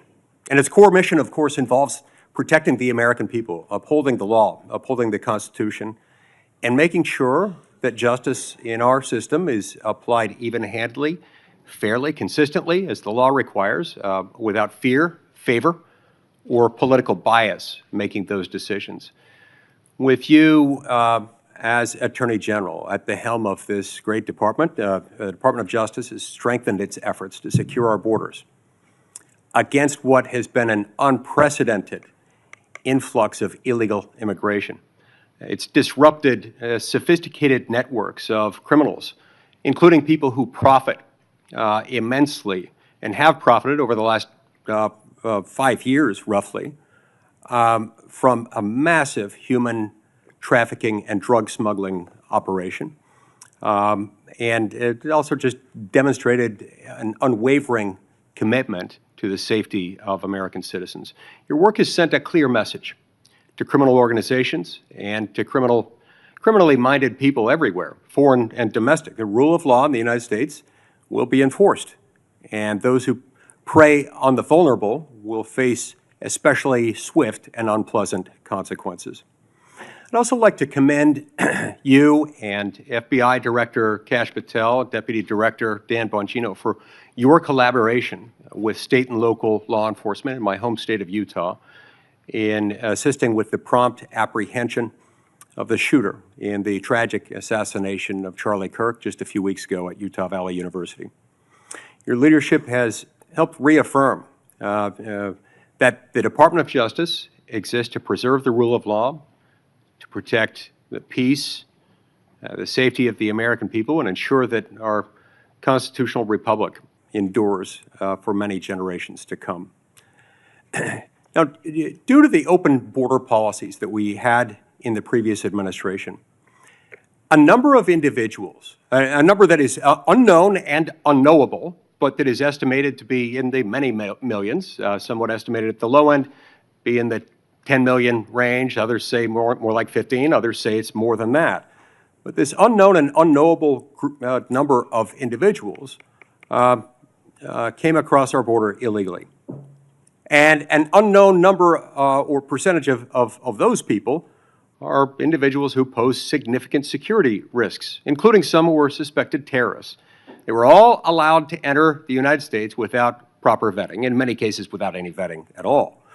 What progress have you made so far, Attorney General Bondi, in solving some of those issues related to the illegal immigration of an estimated 10, 15 million, maybe more, over the last 4 years? Senator Lee, we are working hand in hand with Kristi Noem, of course, the Director of Homeland Security. She has been doing an incredible job. All of our agencies are working in partnership with them at the direction of President Trump. He ran on the promise of making America safe and closing our borders, and that's what he did on day one. He has also declared many of these transnational gangs as terrorist organizations, which is exactly what they are. They have been coming into our country from Mexico, from Venezuela, from other countries. They have been setting up shop right in our country. They are narco-terrorists, and it is going to stop, and it is stopping under his watch. Our task forces are working hand in hand with Homeland Security. Director Patel, Deputy Director Bongino have been going non-stop to make America safe again. That's not just a slogan. That's protecting everyone in this room. That's what we're doing as a country. We don't care if you live in Chicago. We don't care if you live in Florida. We don't care if you live in Utah. President Trump wants everyone to be safe, including right here in Washington, D.C., and that's what he's been doing. Not only that, Senator Lee, the surge of drugs in this country has been horrific over the last 4 years. DEA they have seized 4,500 kilos of fentanyl powder and 50 million fentanyl pills, which I said earlier represents 370 million deadly doses of fentanyl. These transnational gangs, it's all about drugs and money, and they are destroying our country. They are destroying our children, and a lot of this fentanyl, as we know, is made, the precursors in China. They're coming in our country through Mexico and now other places, and under Donald Trump, it's going to stop. because he has secured our borders, Senator Lee. And we're very grateful for that effort. It's interesting to note, moreover, that under the leadership of your predecessor, the Department of Justice, the FBI, and others who routinely appear before this committee, when asked about the human smuggling operation going on across our southern border, routinely denied that fentanyl was coming in significant quantities through the human trafficking operation. They stated never with any evidence, never with any ability to back it up, to prove this was the case, that these things were coming across the points of entry through vehicles, through trucks, and otherwise. We know that not to be true, and we appreciate your work in exposing that. Now, in recent months, going along with this law enforcement effort, there's been a disturbing trend.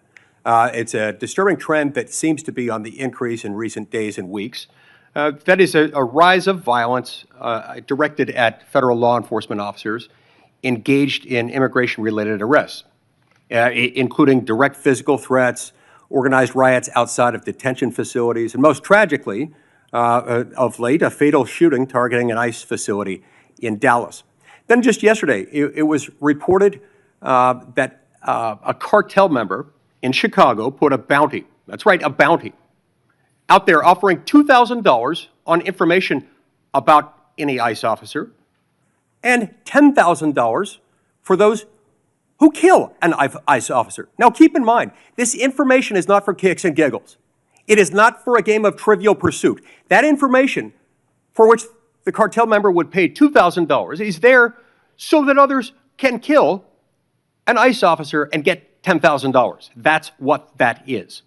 Can you discuss what protections are essential to ensuring the safety of ICE officers and their families, and why requirements to display personal information and prohibiting them from ever wearing any kind of covering would represent a totally unacceptable, indefensible risk to their public safety?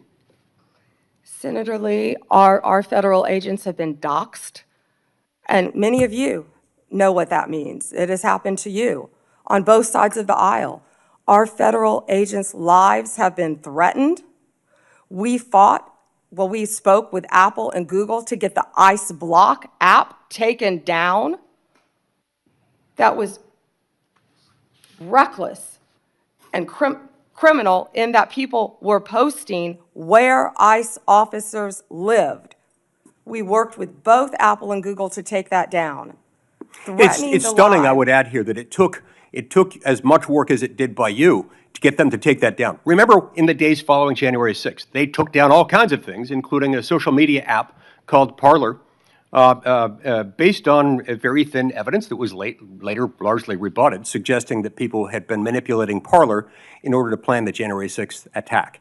That wasn't true, and they took it down. I'm glad they have taken this Block ICE app down, but it's a shame that it took as long as it did, and as much work on your part to get them to take it down. I will tell you they were cooperative, and to correct myself, it was where they were going, the jobs they were doing. And that's what's been happening, because hundreds of organized rioters, Senator Lee, are showing up where our ICE officers are. And as you know, they have fireworks, they have gas masks. You know, they don't want our officers to be protected with their identity, yet they're wearing gas masks, they're wearing goggles, and they're So it's okay ramming for them to be safe. It's okay for Antifa to be safe. It's okay for those doing the bidding of international violent drug cartels to be safe. But heaven forbid, our ICE officers should be safe. Thank you, Senator Lee. Time has expired. Senator Coons, you're recognized. Thank you, Senator Blackburn, and thank you to the committee for holding this oversight hearing. And Attorney General Bondi, thank you for your service and for being with us. I want to start with an area where I think we have a lot to agree on. In May, your Bureau of Prisons issued a directive to expand the availability of home confinement. The directive said it was rooted in the principle of smart, fair criminal justice reform, and explained that smart reform and public safety can go hand in hand, and that second chances are not just possible, they're necessary for a justice system worthy of the American people. There's more to do to implement this directive, but I appreciated the BOP's recognition of these principles. Could you briefly speak further about the work BOP Director Marshall and Deputy Director Smith, himself a former inmate, are doing with regard to reform and what opportunities you see for us to do more.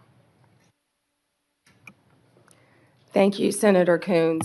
And you have been a champion of that, and we believe in second chances. As a career prosecutor, I know that most people, even violent criminals, are going to be locked up and then they're going to be released.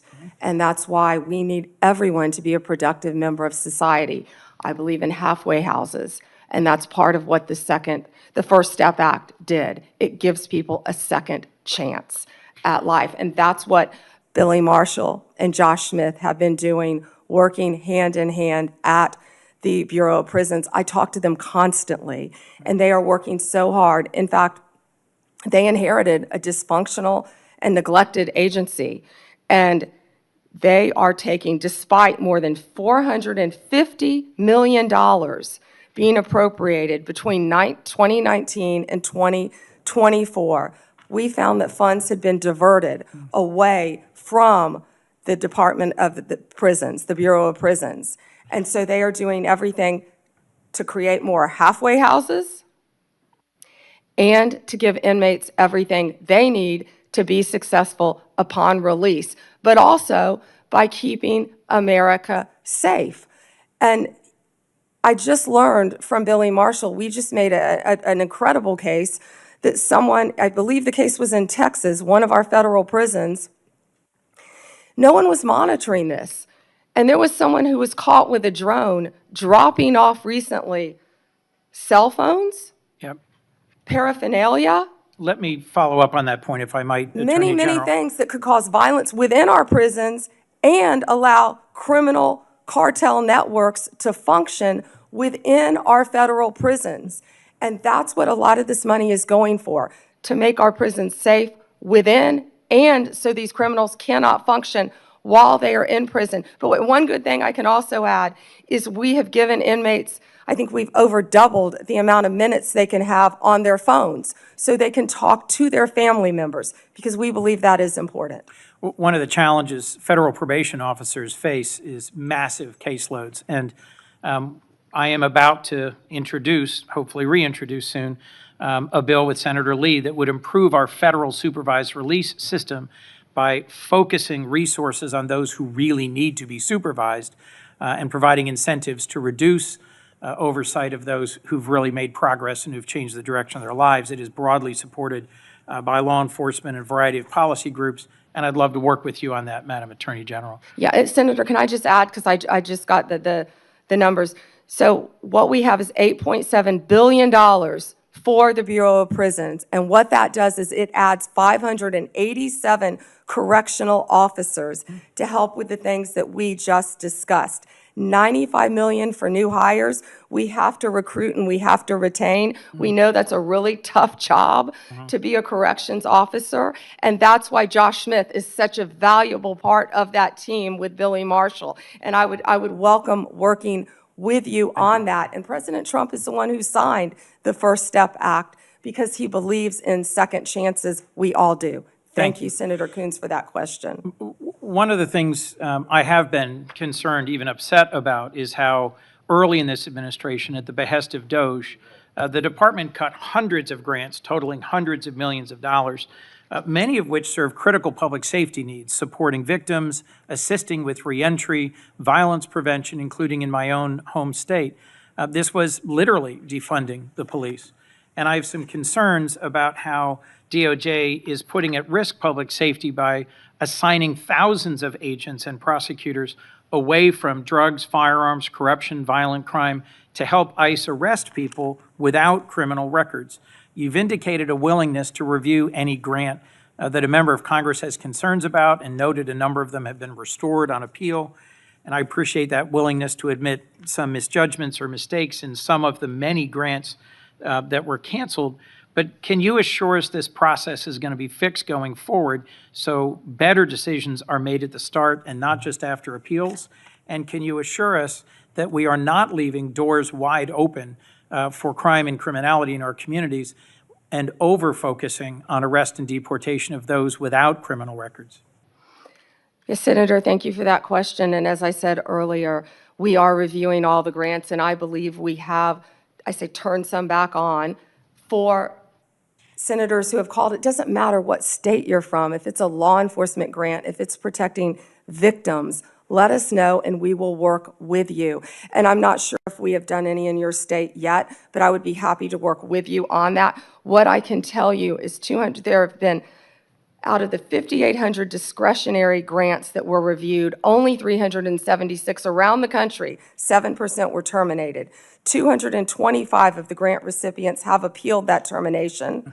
And so far, we've turned back on 18 of those. 17 appeals have been denied, and the rest are being actively reviewed. If any of you know of any of those that you believe should be turned back on, call me. We don't want to jeopardize I will be anything calling that's you. hurting. Please do. And Senator, to go to what you said about the FBI and my federal agencies and being pulled to work on immigration cases, they're working hand in hand because we believe that, we have ICE officers out there, as we just discussed, I don't want to repeat that, who are being harmed. We're going to work with them, and I've directed all of my law enforcement agencies to work with ICE to make sure they're safe in Chicago, to make sure they're safe in Memphis, to make sure they're safe right here in Washington, D.C., but also at President Trump's direction. We are not stopping the core function of what we're doing, and that is fighting violent crime, and I think Director Patel made that very clear with all of the arrests that our FBI have been making on violent criminals.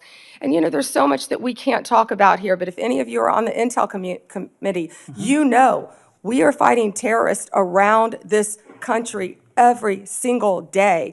Our lawyers are shut down right now. They're not getting paid, but crime is not stopping. They are working around the clock to not only keep our country safe, Senator, but to keep our world safe. And they Madam will Attorney continue General, to do that. I think all of us hate that there's a shutdown and its impact on the federal workforce, and are working to find a way out of this shutdown, but one that will also restore cuts to health care. We could spend a lot of time on that, but let's focus on, if I could, two more questions related to your service as the Attorney General. The government's asserting the authority to summarily kill people. It says our cartel members through military strikes against boats on the open ocean in the Caribbean. Congress has never authorized such a use of military force, and it's unclear to me how the administration has concluded that these strikes are legal. I'm concerned with what the limiting principle is, whether the government could summarily kill people. It just declares our cartel members as well as unlawful combatants inside the United States, or if they were American citizens. This isn't about defending cartels, and these aren't hypothetical questions. President Trump assembled military leaders and said they would be needed to fight the enemy from within and to train in cities in the United States that he describes as chaotic and violent. Due process is the cornerstone of our Constitution. I'm deeply concerned about the authority our president seems to be asserting to summarily kill people suspected of criminal activity outside the law. As the chief lawyer for our federal government, you have a unique responsibility to ensure maintenance of our constitutional standards. How did you conclude that these strikes on ships or boats in the open ocean are legal? Senator Coons, I'm not going to discuss any legal advice that my department may or may not have given or issued at the direction of the president on this matter. Regarding Venezuela, what I can tell you is Maduro is a narco-terrorist, and I announced $50 million reward for his capture to bring him to this country to face charges. He is currently under indictment in our country. Drugs coming from Venezuela are killing our children at record levels. And They have members been of this flowing committee are into as this passionate country. as you at protecting our families and our communities from fentanyl, but we also need to protect our sailors on the high seas who are conducting freedom of navigation operations in the South China Sea from just an abject violation of international norms and standards about how we interdict ships on the high seas. We can push back on fentanyl and drug trafficking. Many of my colleagues have done so as former U.S. attorneys or prosecutors or attorneys general, but we have to do it in a way that is in keeping with the core values of our Constitution. My colleagues have pressed you on a number of recent actions, particularly in the Eastern District of Virginia. My colleague, Senator Klobuchar, did. And I just wanted to add my voice to those who have expressed real alarm at how in your confirmation hearing, you said you would be leading a department that would look forward, yet public statements by President Trump urging you to go after and to indict and to prosecute specific named people seem to have led to dramatic and sudden action by the department. I am gravely concerned about what is no longer a hypothetical question, which you refused to answer in your confirmation hearing, but is a real question about when or if the president demands you prosecute individuals because he views them as opponents or enemies, what you will do and what your limiting standard is, because the recent episode around the indictment of James Comey left me very concerned about the direction of the department. We're a minute and a half over, Senator Chairman. May I answer? Yes. Senator Coons, as you have stated in the past, no one is above the law. And James Comey is a pending case right now. It's a pending indictment. He was indicted by one of the most liberal grand juries in the country, by our U.S. Attorney Lindsay Halligan, right here in Virginia. And it's a pending case, so I'm not going to discuss the facts of a pending case. But you can understand the alarm about the circumstances of the indictment immediately following President Trump demanding that you take action to indict and prosecute that specific individual. Thank you, Mr. Chairman. Before Hawley, I'd, without objection, introduce two documents into the record. First one is the expanded scope of Arctic frost. The second document is a list of Republican groups and people that Arctic frost targeted, including Charlie Kirk's group, Turning Point USA. These documents show the political weaponization of the Biden administration against Republicans. Senator Hawley. Thank you very much, Mr. Chairman. Attorney General Bondi, good to see you. Welcome. I've been listening closely in this hearing, and I've heard over and over from my Democrat colleagues concerns about targeting political enemies, and they've accused you of all manner of things and the current president. I've also heard them said, and I just wrote it down because I wanted to be sure I heard it correctly. I've heard them say that Joe Biden never targeted his political enemies. Joe Biden never directed his attorney general to target his political opponents. That's interesting. Because I could have sworn that yesterday we learned that the FBI tapped my phone. Let's look at it.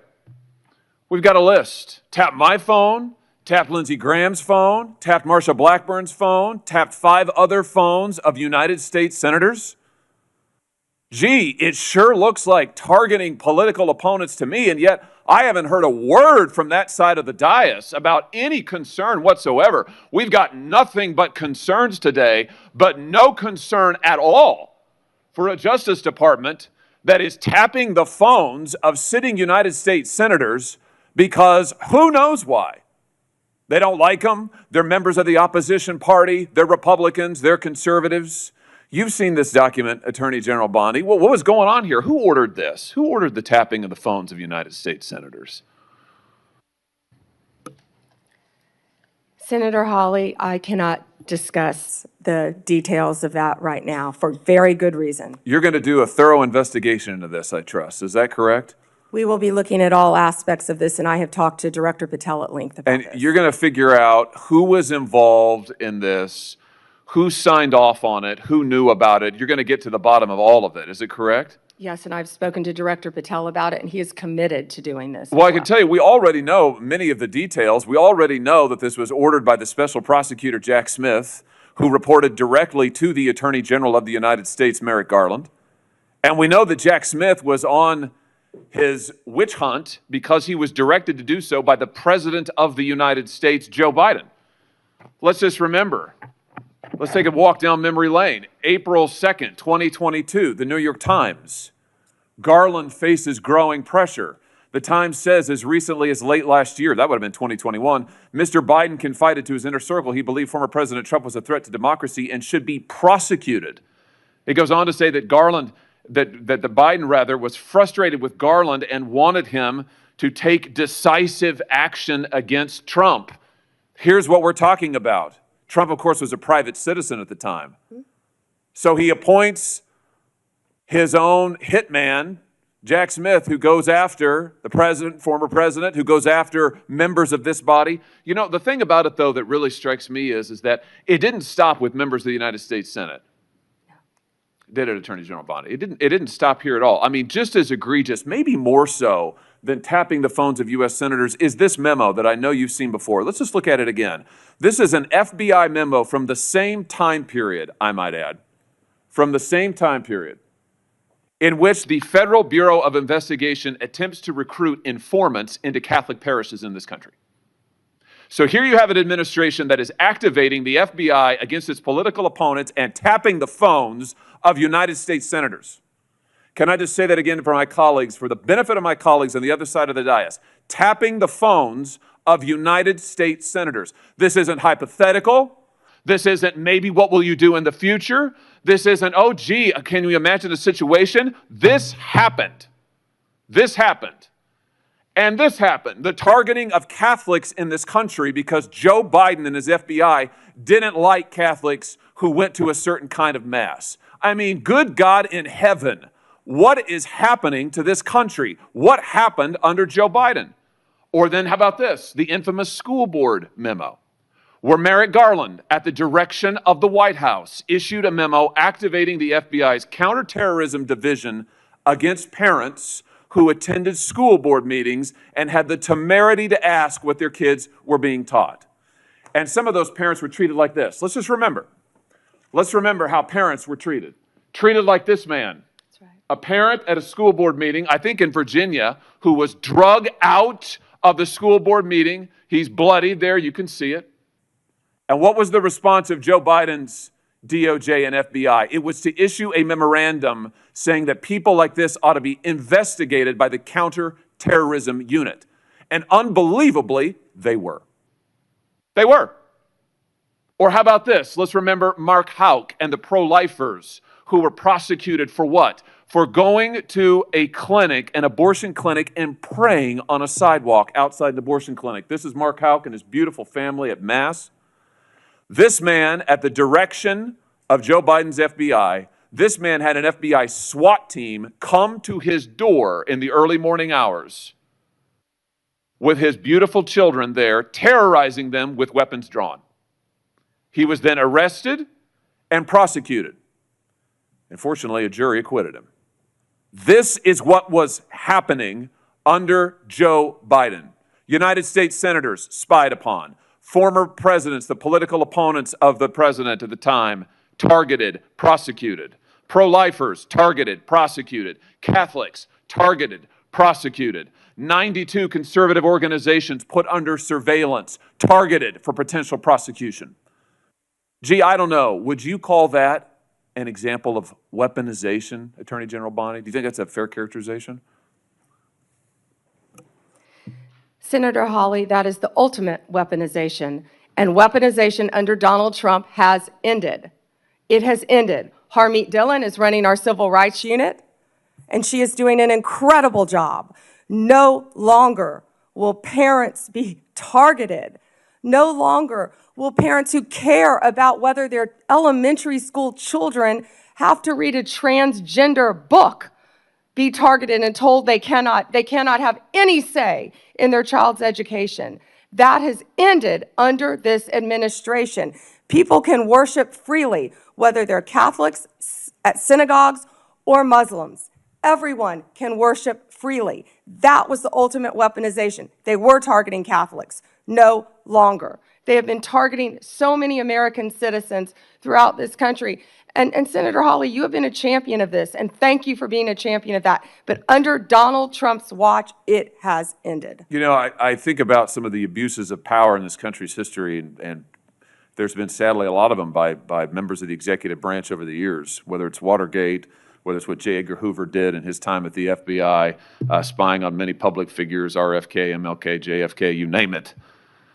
And I just have to say, what we now know happened in the last 4 years under this administration surpasses all of that.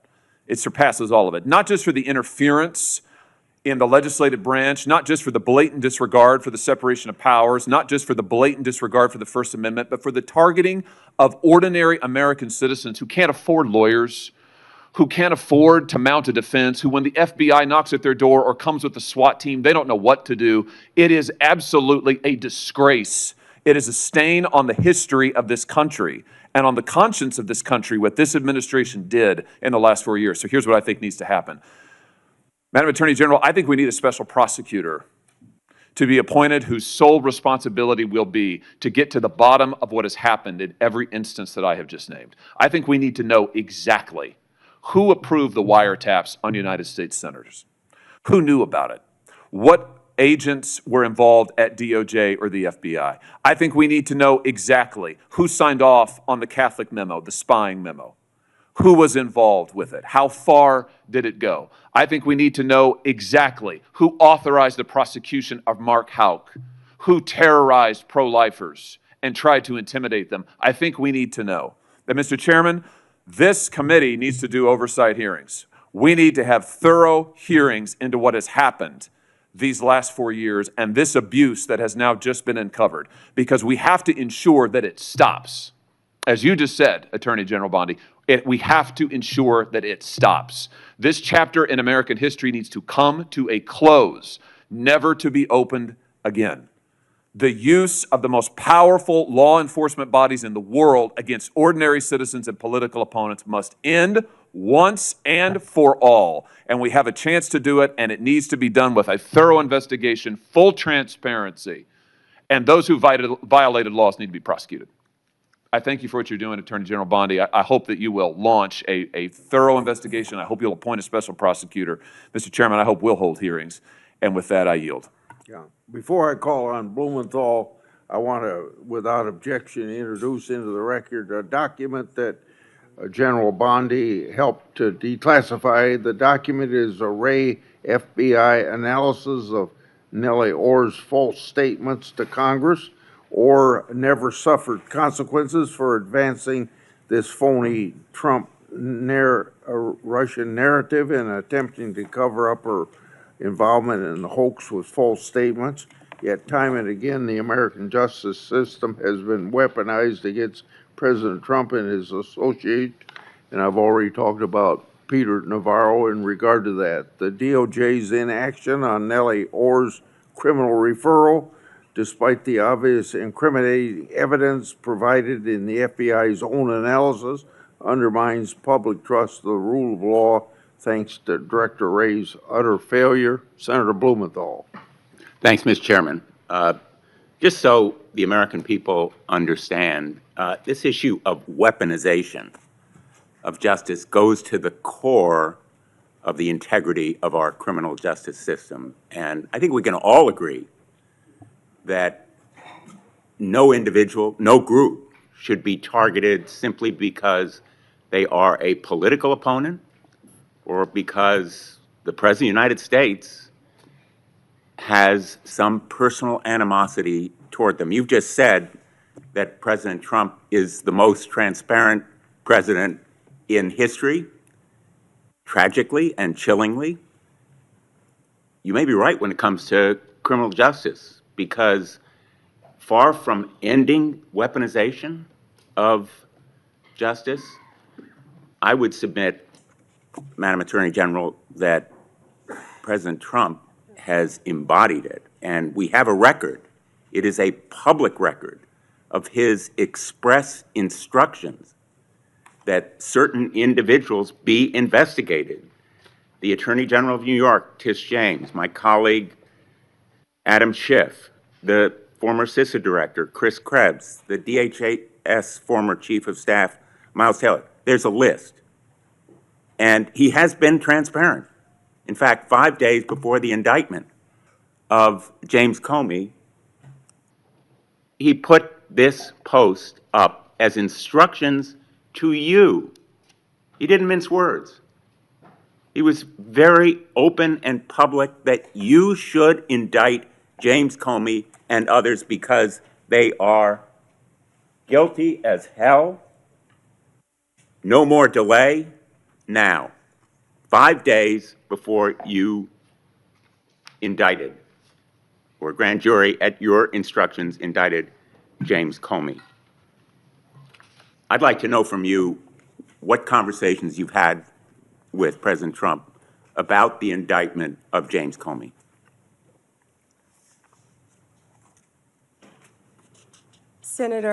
Senator, I am not going to discuss any conversations I have or have not had with the President of the United Did you States. see that You're post? an attorney, you have a law degree, and you know that I'm not going to do that. I also find it fascinating, because I'll keep fighting to ensure that law enforcement and the judicial process move forward without political interference.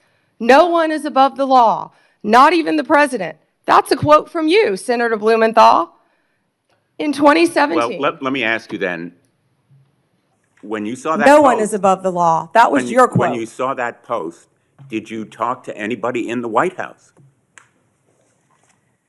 I am not going to discuss any conversations I have, nor any investigations, So nor you are unwilling any to tell this pending committee cases. about conversations with the White House And if I may regarding James continue, Comey's indictment? and if I may Let me show continue, you a picture. James Comey was indicted by one of the most liberal grand juries in the United States. The night before James Comey's indictment, you had dinner with the President of the United States. Pretty intimate group. Was Actually, there James were a lot of Comey people there that discussed- night. That's a great Was James picture. Comey discussed at that dinner? I love that picture. That's a great picture, and there were a lot of people there that night. I think the Well- entire cabinet was there. Did you discuss James Comey with the President of the United States? He was sitting just to your left. Well, 2 seats down, yes, 2 seats down. And I am not going to discuss any I'm going to take conversations that I've as had a or not yes, have with the because President the of the American United public States. is entitled to know, Madam Attorney General. The entire cabinet was at that dinner, Whether too, you took instructions from President Trump after he told you very directly to indict James Comey, which is weaponization of the Department of Justice. Oh, You know, wait. I want to agree with my colleague, Senator Hawley, that weaponization of our justice system must end. That's the reason that I proposed legislation, and I challenge him and my colleagues on the other side of the aisle to join me in legislation that would create a statutory right of action for people who are selectively or maliciously prosecuted for political reasons. It would codify your manual, the Department of Justice manual, on political prohibitions against political considerations in charging decisions, and prohibit the White House from intervening, President Trump and any other president from intervening in charging decisions. It would make reforms to the grand jury process. You've just said this grand jury was liberal. We should reform the grand jury process to ensure that the government is not abusing its power and authority, and it will require transparency and accountability reforms at DOJ so that you will and other attorneys general be held accountable for these kinds of decisions. Will you join me in supporting that kind of reform? Senator Blumenthal, I find it so interesting that you didn't bring any of this up during President Biden's administration when he was doing everything to protect Hunter Biden, his son. And I think you just saw what Director Radcliffe just released. You know, this is an effort to be positive. If I can finish and answering the question, I'm not Madam going to Attorney yell General. over you. I'm not going to get in the gutter with you. But information that the Biden administration told them not to investigate Hunter Biden's involvement with Ukraine. I'm not going to be lectured to you about integrity another topic, by and I'm hoping someone that you will review who the lied about legislative being in the military just and to be support elected a them. senator. The merger between Hewlett-Packard Enterprises and Juniper Network was settled. You authorized the settlement. It was the subject of a lawsuit to block it. The settlement produced virtually no concessions from Hewlett-Packard. It was a settlement that prompted criticism from the Antitrust Division. Did you authorize that settlement yourself? As I stated earlier, Gail Slater is doing an incredible job running the antitrust unit. And as I stated earlier, that is still a pending matter. As Well, you you should know then with a law fired, degree, did you not, that all two- mergers, if I can finish answering the question. I'm going to, If I with could apologies, finish. No, I'm interrupt answering you the question. because my time is No, limited. well then don't ask me a question. Let me So, just ask you, as did I you, said, you have a law degree. You know that not only are mergers agreed upon, but they have to go to a court of law to be approved. It's a multi-step process. And as I said earlier, that is still pending. And I have full faith in Gail Slater. and Ms. Slater reportedly objected to the settlement. Reportedly, And moreover, moreover. 2 of her top officials were fired, Roger Alford and Bill Sinner.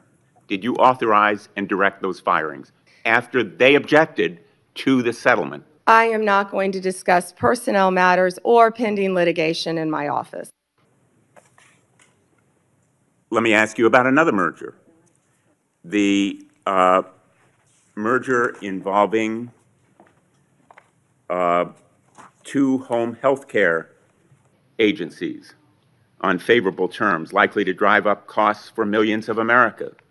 The Transportation Department's rule to provide compensation to travelers impacted by airline-caused flight delays, which was canceled.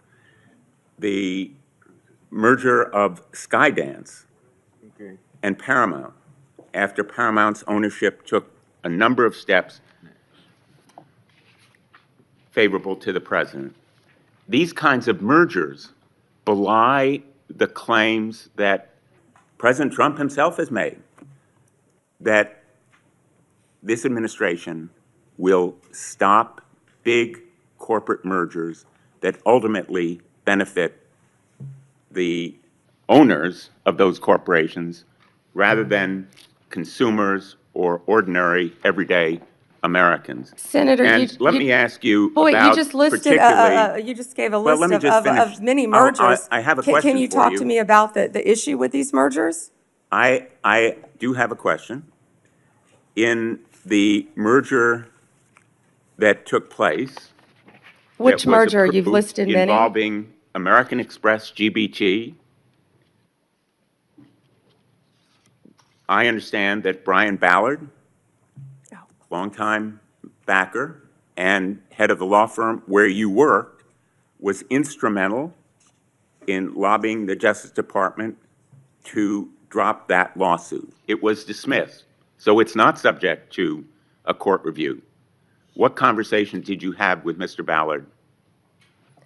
Senator Blumenthal, I cannot believe that you would accuse me of impropriety when you lied about your military service. I am you not lied. asking You you. admitted you I am lied not to be accusing you elected of a U.S. senator. impropriety. You I'm asking lied. you How about dare you? I'm a conversations career with prosecutor. Mr. Don't you Ballard, ever challenge my integrity. had I have apparently- abided by every ethics standard. Do not question my ability to be fair and impartial as Attorney General, and anything You'll with answer that my question to former another of my firm, colleagues. Ballard Partners. Thank you. Senator Lee has asked for the chair. Yeah, just wanted to note for the record, the Paramount merger that he referenced was not within the Department of Justice's ambit. That was at the FCC, not the Department of Justice. Attorney General Bondi would have had nothing to do with that. Thanks. And that was why I asked Senator Lee. He didn't know that. He was reading off a script. Before I call on Senator Kennedy, it's kind of laughable about my Democrats friends expressing fear and concern at the Justice Department's recent attempts at holding parties responsible for their actions. I can only ask, where have they been in the last few years? They had no problem watching the Biden administration and its White House use all of its might and power to attack Trump and associates. And now even Republican senators have been selected to have their telephone records made public, or not public, but well, I guess they're public now. But Biden weaponized our institutions and didn't hear a peep from the other side. Now every investigation and prosecution under this administration, people are going to be held accountable for their actions. Senator Kennedy, or I want extra time, Mr. Chairman. okay, I mean, this is, enough is Well, enough. Cruz was next, but he wasn't here. Senator Cruz was next. Okay, Senator Cruz, if you're ready, go ahead. Well, thank you, but I will welcome Senator Kennedy providing color commentary throughout my question. I will be happy to. If we ever finish this hearing this year. And I'll point out Senator Kennedy has a new book about testing negative for stupid, so I hope I test negative for stupid. I hope I meet the threshold of You of your do book meet type. it, and I talk in the book about the tattoo of the Backstreet Boys on your back. Look, I can't help that you don't want to reach young people. I think young people are the future, damn it, and I'll do whatever steps are The needed. Backstreet Boys? That would be on Vice President Vance's playlist, I heard, that got hacked. General Bondi, welcome. I apologize for injecting you in the middle of Senator Kennedy's antics. We can't help him. Thank you for the job you're doing. You are doing a tremendous job keeping this country safe. And our families are safer because you are on that wall. Our families are safer because you are returning the Department of Justice to its core function, which is enforcing the law and locking up bad guys. We saw for 4 years, under the Biden administration, we saw the Department of Justice politicized and weaponized, and we saw them refuse to do their core function. More than 12 million illegal aliens flooded into this country, and the Biden Justice Department seemed to think its job was letting murderers and gangbangers and rapists go. And the results in just a few months that you've been able to produce are tremendous. Arrests of violent criminals are up 125% since the Biden administration. Fentanyl trafficking prosecutions have risen 42% since fiscal year 2023. DOJ has coordinated with DHS to remove over 220,000 criminal illegal aliens this year alone. Under your leadership as Attorney General, you have helped rescue 4,000 children from predators and helped arrest 1,300 child predators and 285 human traffickers.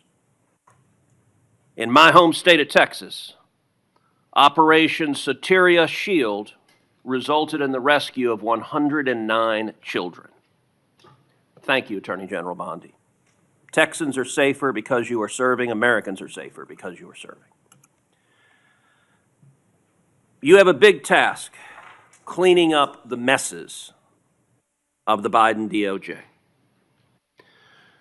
One of the most egregious failures of the Biden Justice Department was its refusal to protect judges and Supreme Court justices. As you know, in May of 2022, an unknown individual leaked to Politico the draft of the Supreme Court's decision in Dobbs versus Jackson Women's Health Organization, the opinion that finally overturned Roe versus Wade. That leak was a crime. It was a theft of government property under 18 U.S.C. Section 641, and it was an unauthorized disclosure of confidential information under 18 U.S.C. Section 1905. General Bondi, do you agree that leaking that opinion was a criminal act? Senator, I can't discuss anything regarding that matter. That should answer your question. Well, I will say this. The leak occurred in 2022, so the 5-year statute of limitations has not expired.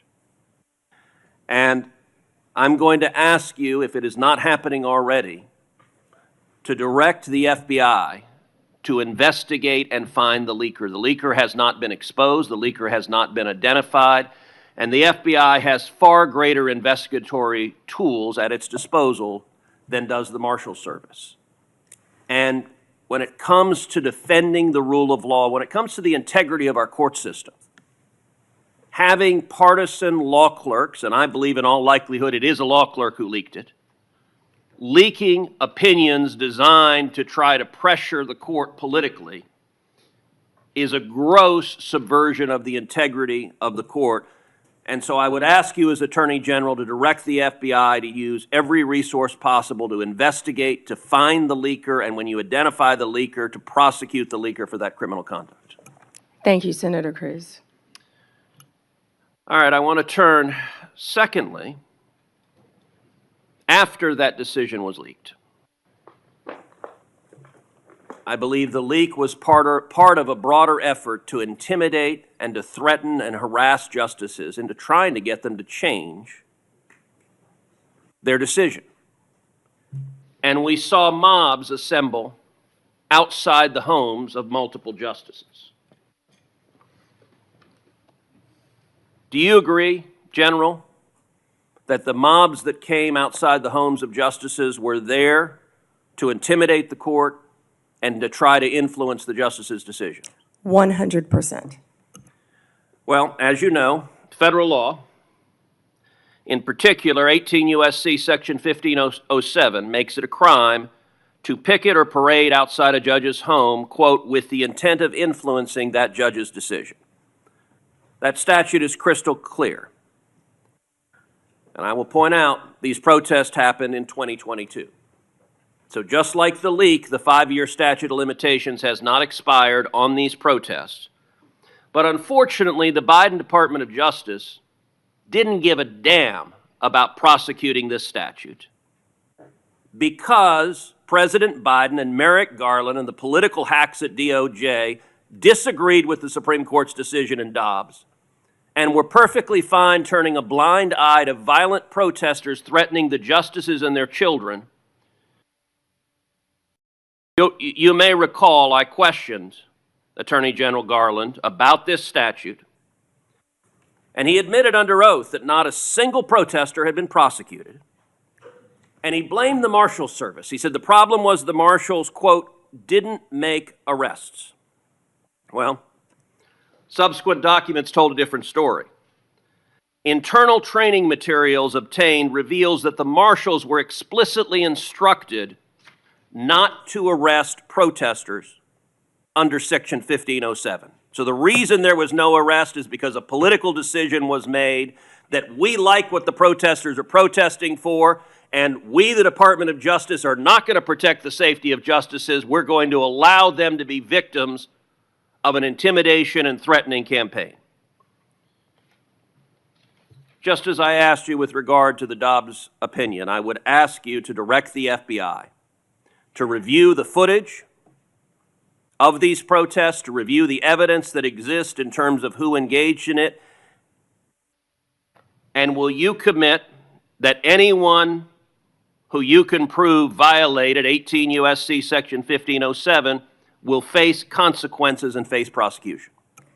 Senator, we currently have 63 ongoing investigations involving judges and officials throughout this country. That scene that you're showing will not happen under my watch. It will not happen under Donald Trump's presidency. It doesn't matter if you're a liberal judge or a conservative judge or justice. That will not happen.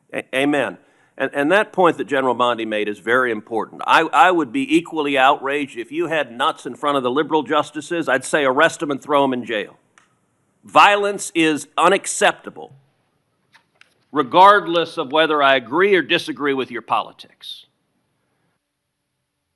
And violence, particularly fueled by rhetoric by irresponsible politicians, violence can result.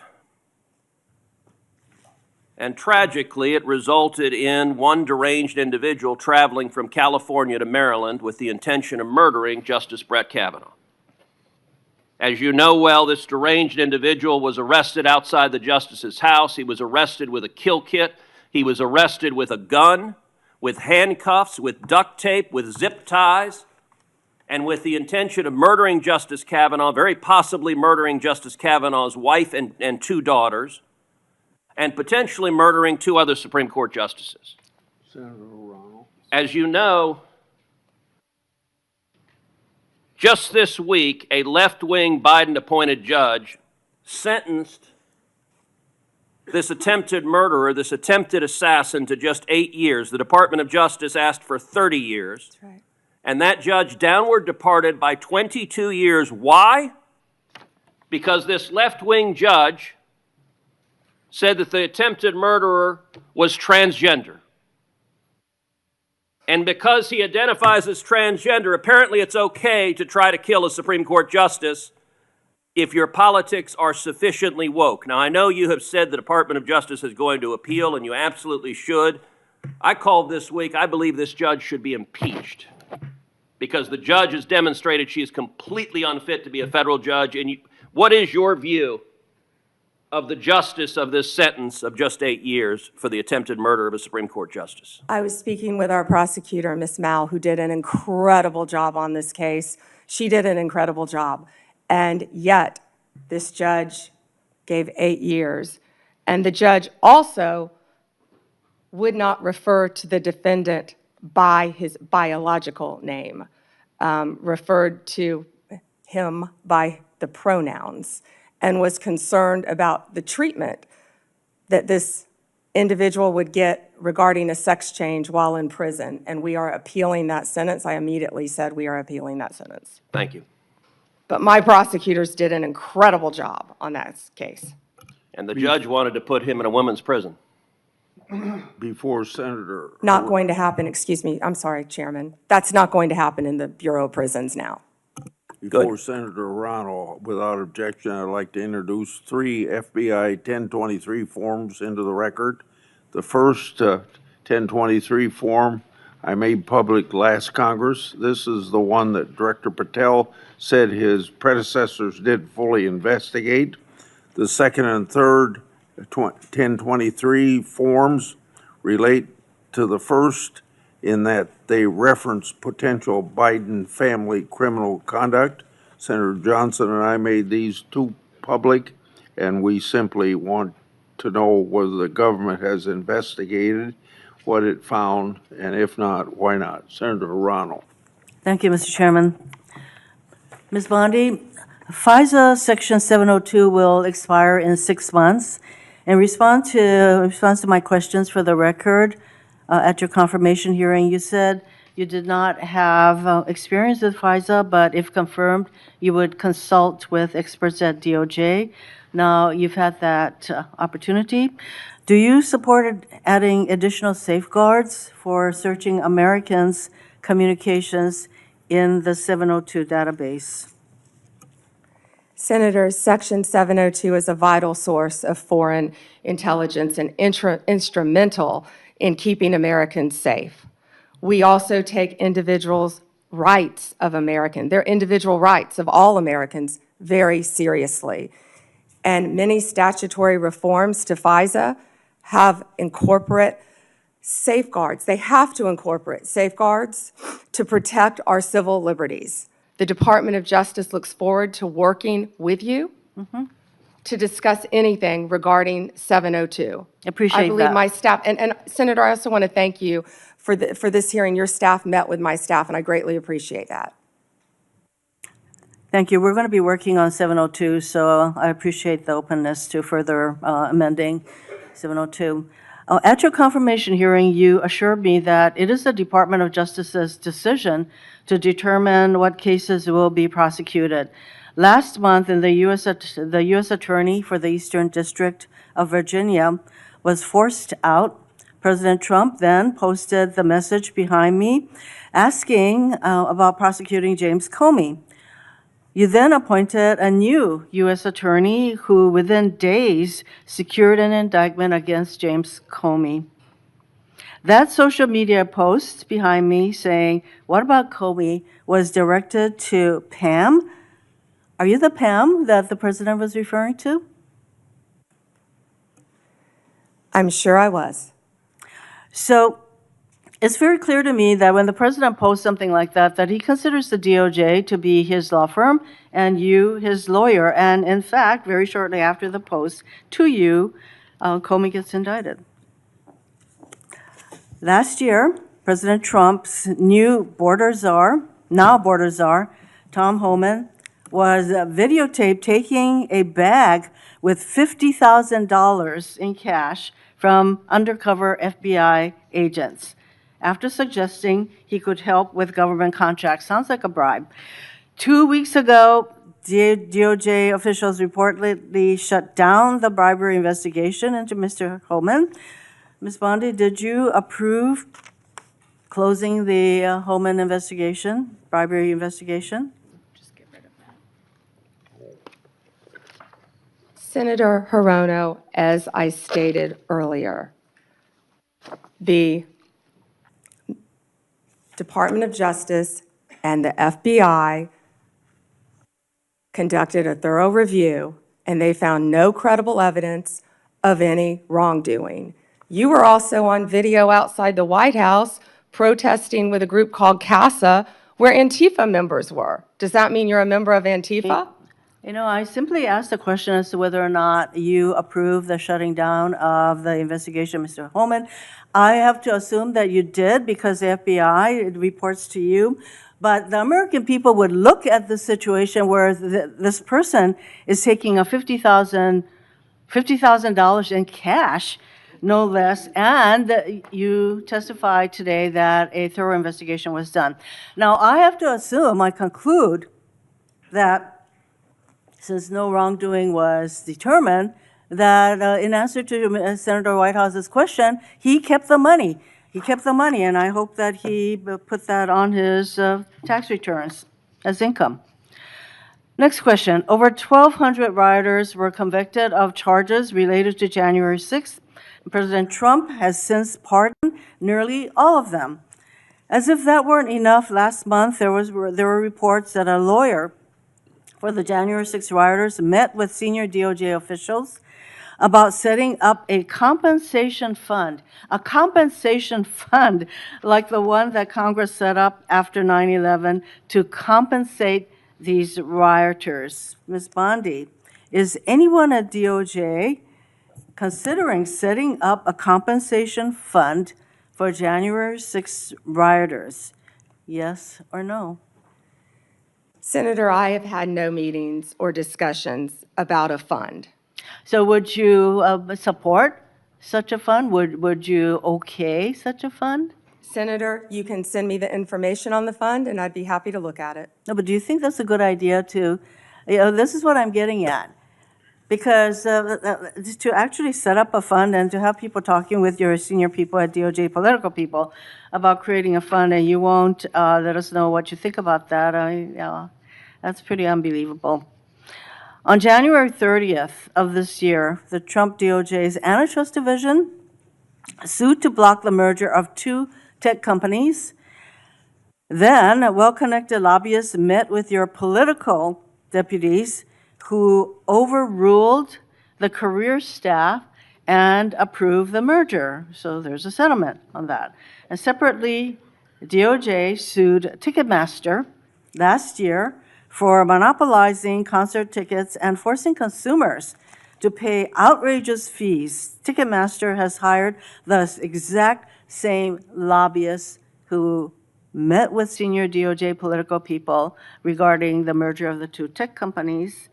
So my question is, Ms. Bondi, have lobbyists met with your political deputies about the Ticketmaster case? Senator Hirono, as I stated earlier, I am not going to discuss anything that is ongoing. Gail Slater runs the antitrust I would office, say and Gail Slater, if I can finish, Gail Slater is doing an incredible job running my antitrust unit. It's highly likely, Ms. Bondi, that the same lobbyists who met with your people basically got rid of the antitrust case. Senator, I don't think a lot of people I like would that say you were out they're probably protesting with meeting you Antifa. right now. Next question. You have fired dozens of career prosecutors because they worked on cases involving President Trump or January 6th rioters. For example, one career federal prosecutor who secured over 100 convictions in Florida. He also spent time in D.C. prosecuting January 6 cases. He received an outstanding review only 2 days before you signed a memo firing him. The memo cited no reason for his firing. Are you firing career prosecutors solely because they worked on cases like January 6th? that the president doesn't like? Senator Hirono, I am not going to Yes or talk no? about personnel matters with you.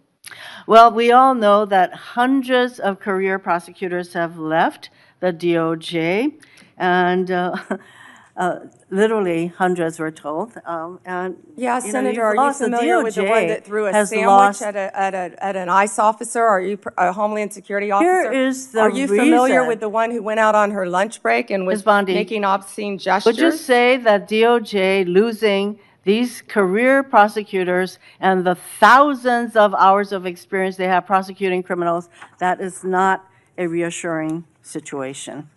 Senator, many employees took the fork in the road and resigned. DOJ is hiring committed prosecutors who will actually come into the office and work, and not work remotely, I and think we all prosecute know violent that- criminals around the country and terrorists. And When I you- am very proud you of the fire- work all of our prosecutors I'm running out are of doing. time, so I think you should stop with your continuous interruptions, in my opinion.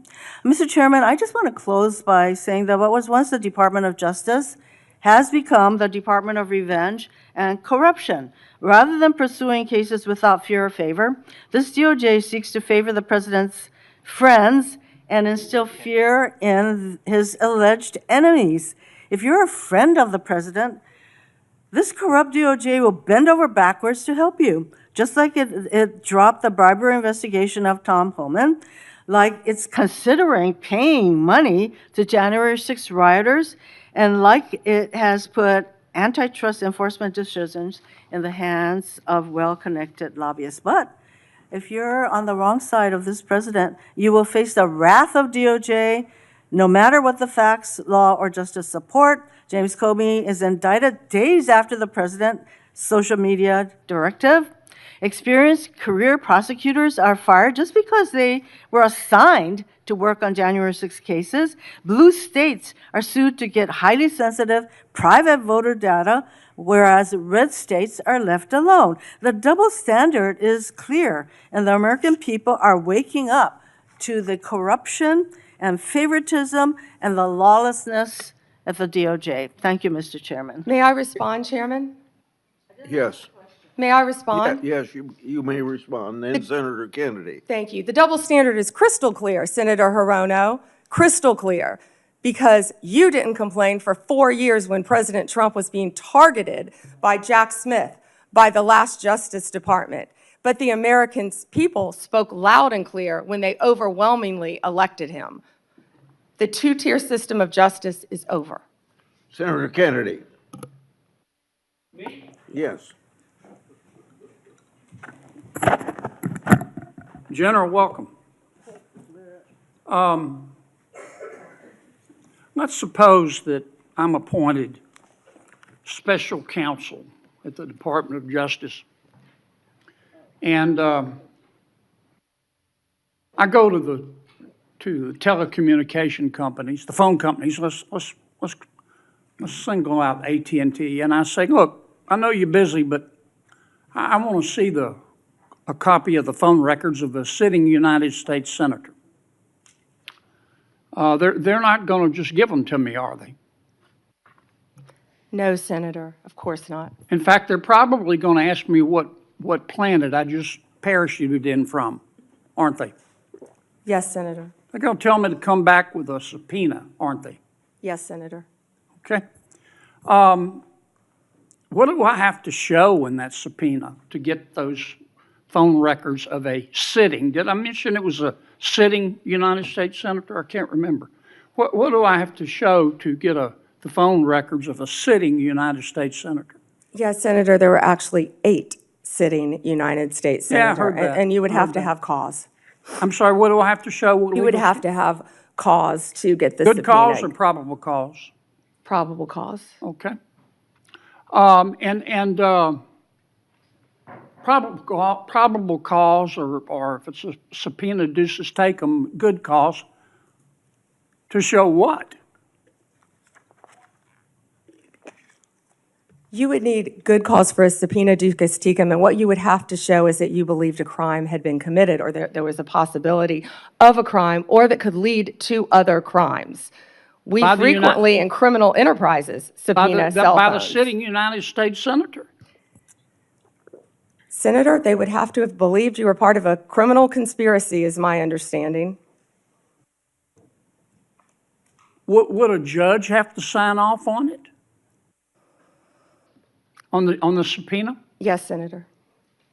Well, for subpoena ducas tecum, Jack Smith probably took it straight to the judge. Now, the phone companies, particularly their general counsel, if they're worried about civil liability, even with a subpoena to get the phone records of a sitting United States Senator. Did I mention it was a sitting United States Senator? Yes, Senator. The general counsel for that phone company, let's say AT&T, they have the right to seek to quash that subpoena, don't they? Phone companies frequently do that. Yeah. And a smart general counsel for that phone company is going to call the sitting United States Senator and say, would you like to weigh in on this? Would you like me to quash the subpoena? We're talking about invading someone's privacy here by a sitting United States Senator. Could the general counsel for the phone company do that? Well, Senator, if they believe that a crime could have been committed, they could not tip off the person who committed the crime. Again, I can't comment on details of this particular case. I'm just asking you theoretically. I've never seen you commit a crime, Senator Kennedy. But let's suppose, okay, they didn't want to tip off the sitting United States Senator. But the phone company and the general counsel for the phone company, or companies, if there were more than one involved, could say, you know, this is serious as an aneurysm. This is serious as 4 heart attacks and a stroke. This is a sitting United States Senator. So general counsel would likely advise the CEO, well, you need to file a motion to quash.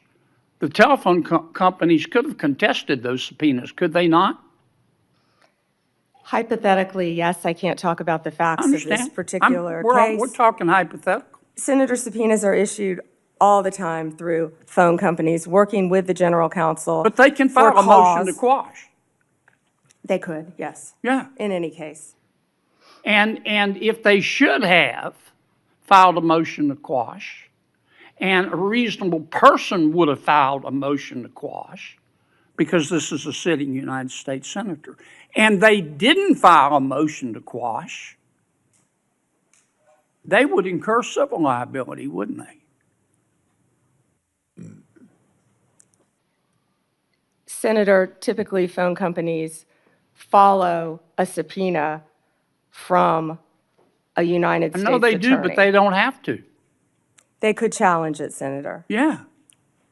And if they don't challenge it, they better have a damn good reason. Right? Right? Senator, I can't talk about the facts of this particular This is just case. a hypothetical. In general, hypothetically, Senator, maybe they didn't recognize any of the names of the 8 sitting United States senators. Hypothetically. That was a joke. Or maybe they should have gone to Amazon and buy some testicles online. Instead of just saying, sure, I'll just show you the phone records of a sitting United States Senator on the basis of an administrative subpoena. Now, do you have copies of the subpoena applications for these Senator, 8? Senator, I can't discuss anything regarding this You can't case even with tell me you. if you have copies? I can't discuss any of this. All right, with when are I'm you sorry. going to, General, when are you going to be able to discuss it? I can't discuss whether there is or is not a pending investigation, I understand, Senator. but This was let's just assume brought to light if by there is a Director pending investigation, I don't want this to get swept under the rug, okay? Because I think you're going to get pushback from all quarters. I think the telecommunication companies are going to be all over you like a bad rash because they've got liability here for just turning over these records when they knew what was going on. I think some FBI agents may have some liability here I think a special counsel might have some liability here. If I were your special counsel and you had appointed me and I wanted to get the records of a sitting United States senator, is that something you would expect me to tell you as Attorney General of the United States? They better have. Yeah. And Do we know in this instance of the 8 sitting United States senators if they told Attorney General Garland? Senator, I just learned about this very recently, as did Director Patel, and we cannot discuss the details. I don't know many of the details. Well, maybe we ought to get Attorney General Garland here. Do you know if the special counsel told FBI Director Wray? Is that something, let me put it another way. If I were your special counsel and you were the director of the FBI and I'm trying to get the phone records of a sitting United States senator, did I mention it was a sitting United States senator? Is that something that you would expect me to tell you as director of the FBI? In general, I would believe the FBI would help execute the subpoenas. Yeah. To the businesses. Okay, I want to switch to another subject in the 12 minutes that I have left, since everybody else got to go over. I've got to ask you about this, General. Secretary Howard Lutnick on October 1 gave an interview to the New York Post about Mr. Epstein. And he described Mr. Epstein as, quote, the greatest blackmailer ever, close quote. Have you reviewed that transcript of that interview? I have not reviewed the transcript, but I saw the clip of it. Okay. It appears that Secretary Lutnick was Mr. Epstein's next door neighbor. In fact, their townhomes shared a wall. And the reporter that was talking to Mr. Lutnick, she asked how other prominent men could have been associated with Epstein when Mr. Lutnick could immediately sense that he was a, quote, pervert. And then Secretary Lutnick said, or rather the reporter said, did they see it and ignore it? Do you remember that from the interview? I do. And Commerce Secretary Lutnick said, no, they participated. And then Commerce Secretary Lutnick goes on to say, quote, that's what his MO was. You know, get a massage, get a massage. And what happened in that massage room, I assume, was a video. This guy was the greatest blackmailer ever, blackmailed people. That's how he had money, end quote. Is that true? Senator, as our July memo said, we did not uncover evidence. This case has gone through 3 administrations, as well as former U.S. Attorney Alex Acosta. I know that, Pam, but have you interviewed Secretary Lutnick? No, Senator. Do you plan to? If he wants to talk to the FBI or the FBI wants to talk to him, that is more than on. Don't you think you ought to talk to him after this interview? Senator, if Howard Lutnick wants to speak to the FBI and if Director Patel wants to speak to Howard Lutnick, absolutely. Okay. Maybe we ought to get Mr. Lutnick in here too, Mr. Chairman. Senator Booker. Thank you. Thank you, Mr. Chairman. Attorney General, I know there's been a lot of talk about grants. I hate to bring you through this again, but it's really important to my state. New Jersey is one of the top 4 donor states in America, which means our taxpayers, Americans, Republicans, Democrats, Independents, millions of people send more money down here than we get back in relative to all the other states in the nation except for 3 others. We've been talking a lot about different grants. I want to be very specific about Office of Justice Program grants. There were $35 million worth of grants that were approved in a bipartisan way in this committee, grants that invest in things that are really vital to the public safety of our community. I know, again, we are in a room full of people who want to see crime go down. Republicans and Democrats, law enforcement officers have spoken to the urgency of these programs which deal with school violence, which divert people into substance abuse and treatment, and supportive services, community violence intervention programs, again, bipartisan programs that this committee really worked hard on this. I've heard what you've said to others on the committee. I heard what you said to Patty Murray in an appropriations committee, that members should reach out to you if they want those grants reinstated. I've written letters, but I am hoping that you and I can have a conversation. $35 million of frozen funding for public safety that the people of New Jersey, Democrats, Republicans, and Independents, really invested in those resources, those programs, and those nonprofits who were expecting those grants often made outlays and are now really in a lurch. Can we talk about those grants and the restoration of them, please? Yeah, and Senator Booker, I had stated earlier that yes, we did terminate grants. We have an appeal process. We have turned some back on. We are appealing. We are looking at some. Some we have denied. Some are still pending. I believe we have multiple appeals pending with New Jersey, and I would be happy to sit down with you and look at those appeals. I believe one is with the city of New Jersey. I know there are multiple ones pending, but of course, I would be happy to sit down with you or any senator or any House member and look at grants that have been terminated. I've been doing that, and I would welcome that. But I will be the first one you sit down with, correct? Absolutely. I'd love to sit down with you on that. I'll look at those tomorrow, Senator Booker. Thank you very much. I want to move on. But we have been restoring some grants. I understand, some have been denied, some have not. At New Jersey, none have, and I really want to get to the bottom of that, and hoping that we can reinstate some of those grants. The second thing I want to move on to is that earlier this year, the Department of Justice charged Newark Mayor Ras Baraka after he sought access to Delaney Hall Detention Center to conduct oversight. The charges on their face, to many of us, especially in New Jersey, were clearly baseless. Many people say they're politically motivated. And then the judge, the federal judge, admonished the prosecutors for even bringing the case. This is the quote from the federal judge. Federal prosecutors serve a single paramount client, justice itself. Your role is not to secure convictions at all costs, nor to satisfy public clamor, nor to advance political agendas. The federal judge went on to call the charges embarrassing and a worrisome misstep.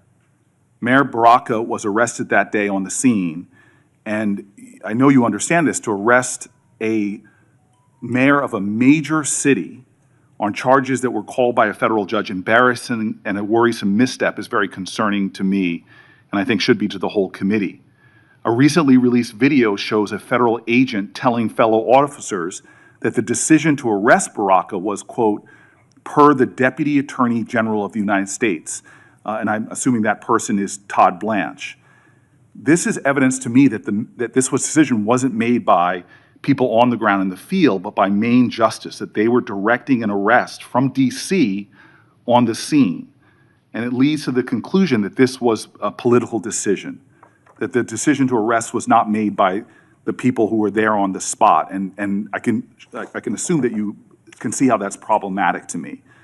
So I have questions not about the case, but really about how the decisions to arrest and charge Baraka and now MacIver, Congresswoman MacIver, were really made.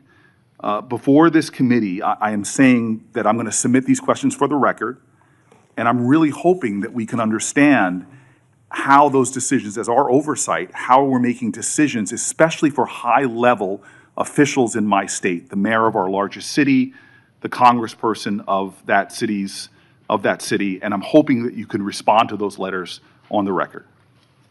Yeah, and Senator, that matter is ongoing, and so I can't discuss it. As an attorney, you realize I can't discuss an ongoing matter. And I respect that. I guess I just want to know, and we'll leave this for the questions for the record about the decisions on how they're being made, not the case in itself.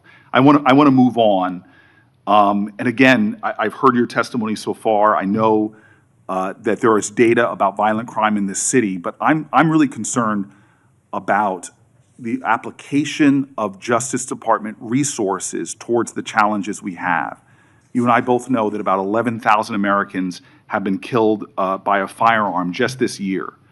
The Department of Justice, according to the White House's own documents, as well as that of the conservative think tank Cato, have shown that there has been a significant movement of law enforcement resources away from many other issues and into immigration enforcement. And we are seeing that in that immigration report, a lot of the people are not the violent criminals that we are really needing to rid our streets of.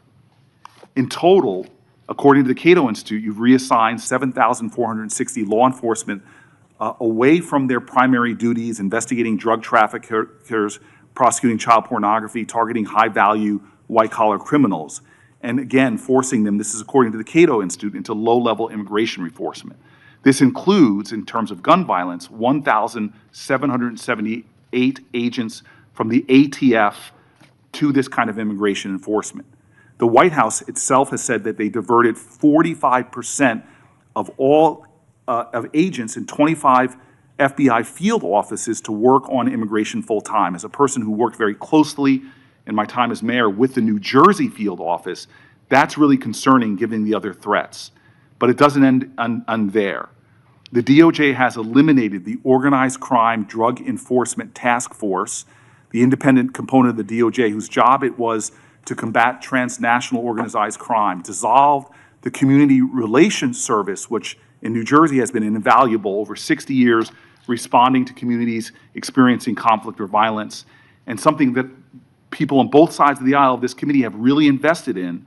You all have rescinded VOCA and VAWA grants to support survivors of sexual assault and human trafficking. There seems to be a disconnect here between the application of the resources of the Justice Department on the things that are most concerning when it comes to crime and where they're being directed instead. Senator Booker, first to OCDEF. The most important point is that the work of OCDEF is continuing. The executive office is being dissolved. We have said that, but the work of OCDEF is continuing. The resources that were previously provided to law enforcement organizations through OCDEF are now going directly to those organizations. I will assure you, no work will be sacrificed as a result of getting rid of the executive office of OCDEF. The agents and the attorneys are working with Homeland Security. They're all working together as a unit. Okay, Attorney General Bondi, I'm running out of time, and I'm going to put some questions in QFRs, because again, this is conservative think tanks and others are pointing about literally over 1,000 people being taken off of things that I think would concern the public. I'd like to get that, but I also just want to quickly mention that for the record, I want to ask about the Public Corruption Unit as well. We now have gone from a public integrity section that went from 36 full-time prosecutors to now only 2. And yet we know, Democrats and Republicans, there is a real problem with public corruption in our country. And we know that the DOJ has stopped enforcing the Foreign Corrupt Practices Act, disbanded the Foreign Influence Task Force, dismissed the indictment against Trump donor Andrew Weidenhorn, cut back on white-collar investigations. My list goes on. I'm running out of time. But I will ask for the record against not only reassigning officers and prosecutorial resources from the other things I mentioned, but public corruption is really important. I want to talk about an area of bipartisanship on this committee, which is antitrust. This is a very bipartisan area. In June, the Antitrust Division finalized a proposed consent decree with Hewlett-Packard Enterprises and Juniper Networks, settling the DOJ's challenge to the company's $14 billion merger. Reportedly, your Chief of Staff, Chad Mizell, and Acting Deputy Attorney General Woodard overruled career antitrust staff and approved the merger. This is a massive area of concern for Americans writ large. This is an area where corporate power is growing, corporate concentration in our country is happening at great degree. I'm grateful that the ranking member with Mike Lee on a committee that is really trying to get into this disturbing trend. And the issues right now in the Justice Department, the resources being put on it, and the appearance of improprieties that we're seeing are troubling. All I want to ask as my final question is, would you commit just to talk about antitrust to coming before the Antitrust Subcommittee, led by Senator Lee, to discuss antitrust enforcement in our country? We're over time. May I answer, Chairman? Yes. Senator Booker, I work hand in hand with Gail Slater. She is doing an incredible job. I said that earlier. I will let Gail Slater handle all matters with antitrust. The HP matter, Juniper, is a pending matter still because, as you know, it has to go before the courts, even after a decision has been made, and that's where it's pending right now. If I can go back to your previous two questions, first about our agents being reassigned.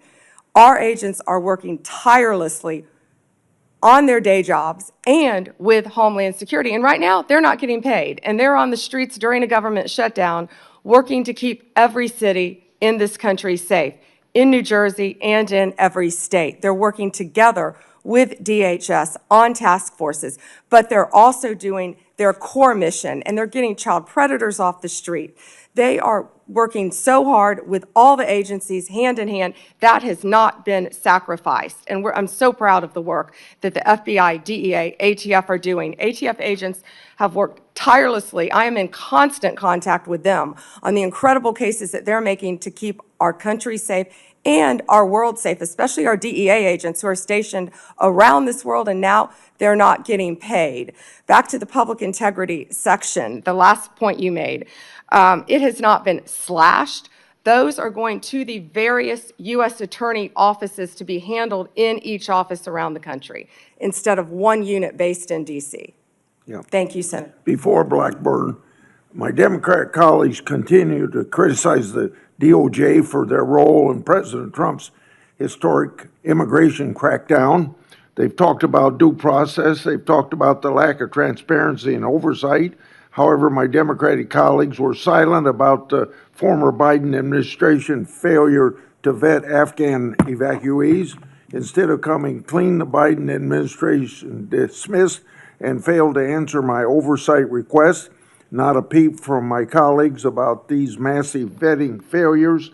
The Department of Homeland Security Inspector General confirmed these vetting failures. Senator Blackburn. Thank you, Mr. Chairman, and AG Bondi, thank you for your time before us today. I have found this hearing to be so instructive because it has pointed out to me the lack of caring from my colleagues across the dais when it comes to how the DOJ under Biden was weaponized, how they used this for political attack on their political opponents, and the smugness from some of my colleagues across the dais. I think they enjoyed it. I think they wanted it to continue. And I think that's why they oppose some of the reforms that you are making to actually get people out across the country and to get them working and to have people that are actually finding out what the FBI and the DOJ did. You look at what happened with Crossfire Hurricane and the way some Democrats tried to blow that up and make it some big issue and all about Donald Trump and the accusations, and of course, they've been proven wrong. You look at what has happened, what we're finding out about Arctic frost, and the way we were surveilled, and the way Senator Graham, Senator Hawley, and I, we don't know what all they got. We don't know who all they tracked. But to tap our phones, to pull that data, for these wireless companies to have allowed them to have that, and for them to use it in their investigations, how disgusting is that? And their attitude and lack of concern about the weaponization of the DOJ. I've had a couple of colleagues who have been so concerned about some bureaucrats at the DOJ and the FBI being fired. You know what? If they did wrong, not only fire them, prosecute them. And my hope is that as we look at what happened with Arctic frost, that there will be a special counsel, that we will do our due diligence, and that those who did this wrong, this illegal activity, absolutely. They need to be prosecuted, and they need to face the full extent of accountability within the law. I made a note of how resistant they are to reform. And in my opinion, what this shows is that they don't want one tier of justice. What they want is two tiers of justice. It was their play box. They could get in there and manipulate and use it to spy on us. So they saw this as something that furthered their political goal. So I am pleased that you are cleaning house. And those who have not served the American people well, fire them. They need to be gone. They need to be gone. Talk for a moment, just a moment, about what you're doing to end the weaponization.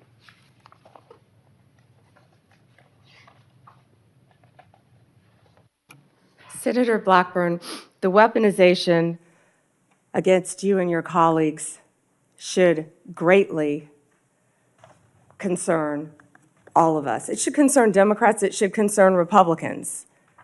Yet, we don't see that. There was a two-tier system of justice under the Biden administration. We're learning that every day. We saw Jack Smith weaponize the Justice Department against Donald Trump. We saw the Biden administration weaponize the entire Justice Department, all of the law enforcement agencies, against Donald Trump, against his family members, against his friends for years and years. And that weaponization is over. No one is above the law, and there is a one-tier system of justice in this Justice Department. And that's what we will continue to do. We appreciate that. And, you know, having vice-chaired the president's transition in 2016, as you remember, there was surveillance that took place on the transition and on the transition team. So this is not the first time, it's the second time. And shame be to those that have furthered those lies and what James Comey did to this country, what Christopher Wray allowed to happen to this country. I want to talk to you about Memphis, the Memphis Safe Task Force. And you, President Trump, Director Patel, the work you're doing there is really quite amazing. I had pulled those latest stats, and we had 503 arrests with the FBI task force in July and August. We've added, with your Memphis Safe Task Force, just last week, 321 arrests, 83 firearms that were seized, 7 missing children that were recovered, 28 known gang members have been arrested, and the list continues to grow. We've also gotten over 120 federal indictments. But this is really quite a success story, and I think that cities like Portland and Chicago are missing out by not having this coordinated, focused effort. And the fact that there are 13 federal and state agencies working together to make Memphis safe again. And we are very grateful about that. One of the things that we are working on is to end a cashless bail. We have a very liberal DA in Memphis that has campaigned on avoiding cash bail. And we had a good hearing on this last week. And we have legislation, Representative Stefanik and I have legislation that would end cash bail, cashless bail in D.C., and then also would remove funds from jurisdictions that practice cashless bail. Touch on that and the importance of having cash bail for that accountability, keeping those criminals off the streets. Yeah, Senator Blackburn, first to Memphis. I was in Memphis, as you know, a few days ago with Secretary Hegseth, and we had about 1,100 officers from at least 13 agencies working hand in hand. Your Memphis police officers care. They want to be out there doing their jobs.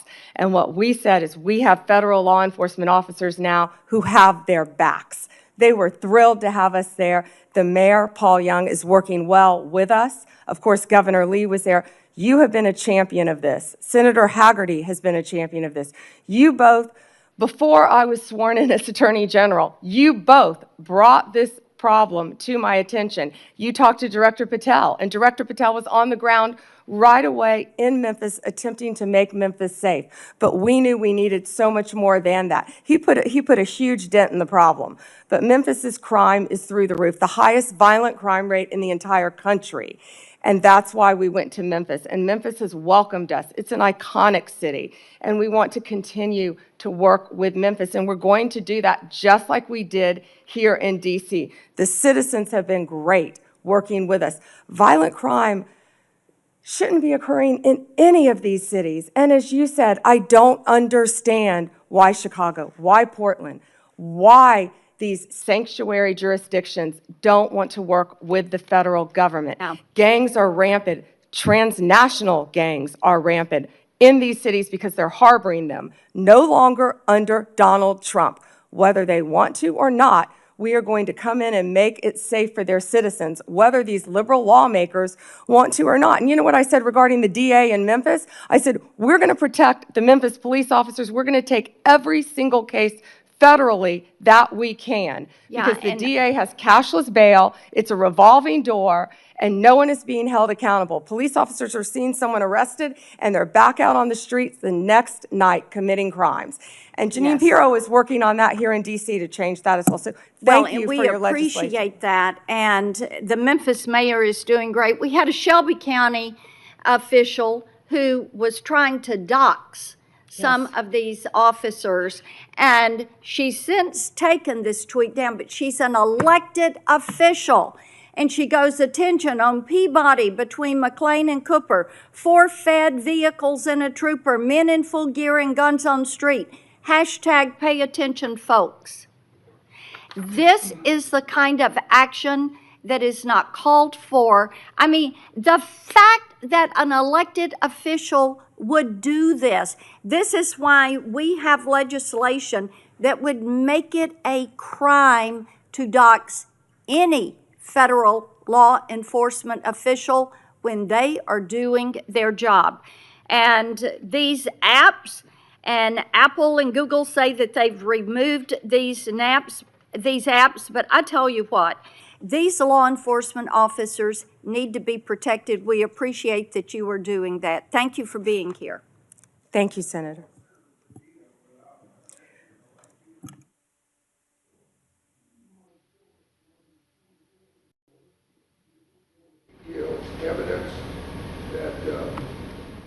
Evidence that the Obama-Biden State Department obstructed law enforcement efforts to arrest high-level Iranian targets. This objection, led by then Secretary John Kerry, was done because of political consideration of the failed Iran nuclear deal. Senator Padilla. Well, thank you, Mr. Chairman. Appreciate the opportunity to participate in this hearing today, which is our, at minimum, annual opportunity to ask questions as we fulfill our obligation to provide accountability over the Department of Justice. So just sort of to level set a little bit for folks in the audience and for folks watching at home, the Department of Justice is supposed to be the nation's guardian of fairness and the rule of law. The power of the Department of Justice is built on public trust and a belief that prosecutions are based on facts and law, not on politics or personal loyalty. And I call that out, Mr. Chairman, because when that breaks down, when the public trust breaks down, then justice itself is at risk. But under this Trump administration and the leadership of Attorney General Bondi, I believe the independence of the Department of Justice has come under attack. The department has been reorganized, it's been realigned, and repurposed in ways that we've never seen before. Important offices have been closed, key programs dismantled, and agents diverted, all without congressional authorization or transparent justification. Now, these are not minor bureaucratic changes. They represent a fundamental shift in the Department of Justice's missions and priorities, its policies, and its practices. Now, for example, career prosecutors have been pressured to change decisions in politically sensitive cases. Ethics oversight has been taken away from independent career professionals and handed to political appointees with little experience in these matters. Internal working groups have been created to revisit investigations involving President Trump and his allies. And together, these steps send a dangerous message that prosecutorial decisions can be driven by political loyalty instead of the law. Now, even more troubling is that the Department of Justice has pulled resources away from organized crime, away from counterterrorism, away from the protection of civil rights, to focus on immigration enforcement. The American people expect a Department of Justice to pursue violent crime, as do I, to pursue corruption and threats to national security, not to serve as an arm of immigration policy, and in so doing, under-resource other critical missions. Now, the Justice Department's credibility depends on the public's faith in justice, and that the justice will be applied equally to every person and not reserved for the powerful or the connected. And that faith must be protected. And so it's in that spirit that this committee has a duty to ensure the department's work remains lawful, remains transparent, and remains true to its highest duty, the fair and impartial administration of justice. Now, that being said, I do want to get into some specific items with Attorney General Bondi here, beginning with the firing of Michelle Beckwith. Michelle Beckwith was a 15-year career prosecutor with the Department of Justice. She prosecuted in her career some of the worst in my home state of California: sex traffickers, transnational terrorists, those who this administration claims to care about and be targeting, prioritizing in taking them off the streets. And it may surprise some to learn that Ms. Beckwith was unceremoniously marched out of her office and fired from her job in July of this year.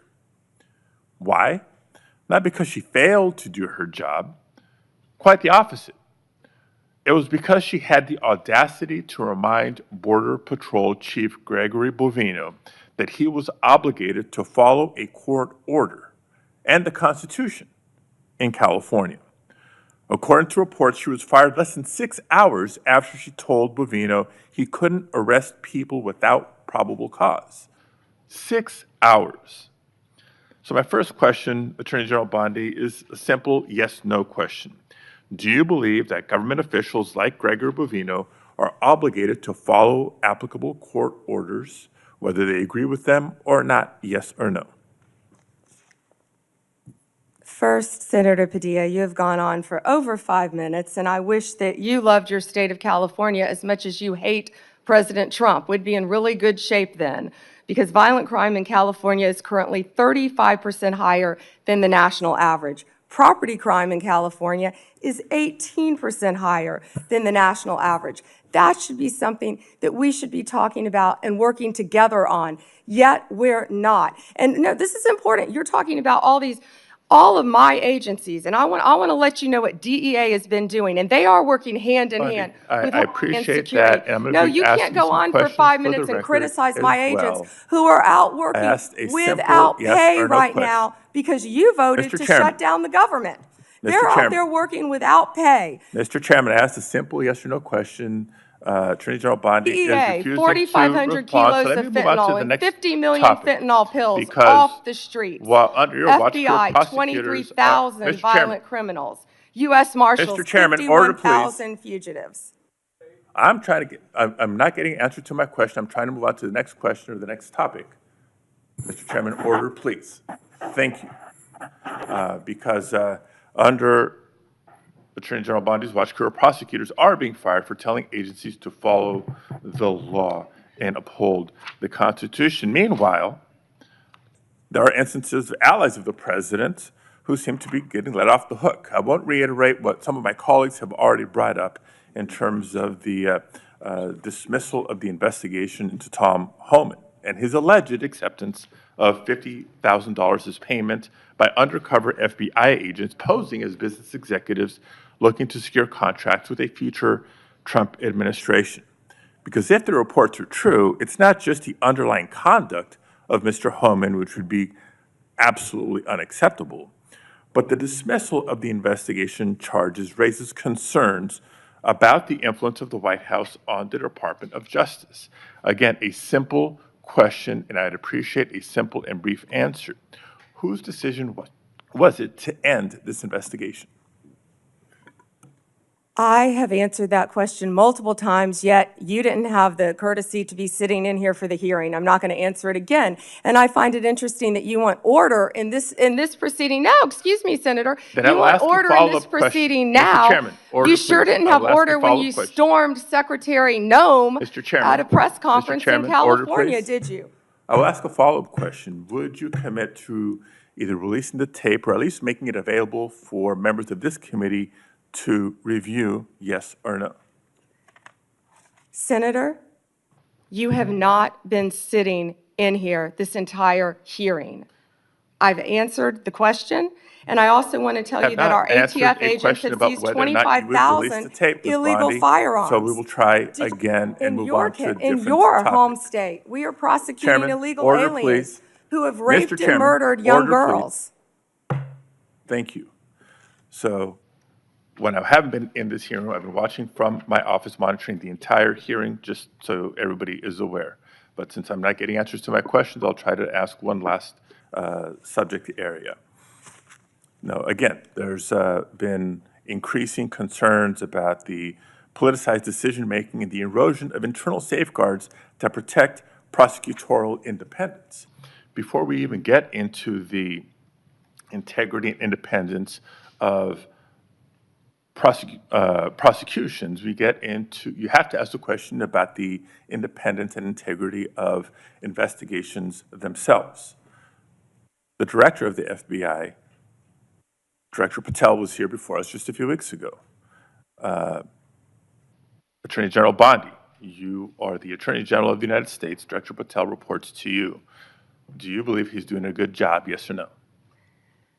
I believe Director Patel is doing a great job. You know where he is right now, Senator Padilla? Right now, you asked me a question. Yes, Director I know Patel where he right is, now and I know is where in he's headed Chicago, because you said Senator it earlier Durbin, in the hearing. fighting to keep You've said it Chicago earlier in the hearing, and yes, I have been paying You attention. know, you want order in here now, yet you stormed the Director of Homeland Security, Kristi Noem. You sure didn't have order that day, did you, Senator? Attorney General, you are under oath. I did not storm the secretary, the video. Oh, that was makes on very video. That clear. video's been released, I believe, very publicly. Mr. Chairman, recent actions raise serious concerns about Director Patel's judgment and politicization, including lawsuits from former FBI officials alleging retaliatory firings and his decision to cut off longstanding partnerships with civil rights organizations and his decision to fire an FBI agent for refusing to engage in a, quote, perp walk of James Comey.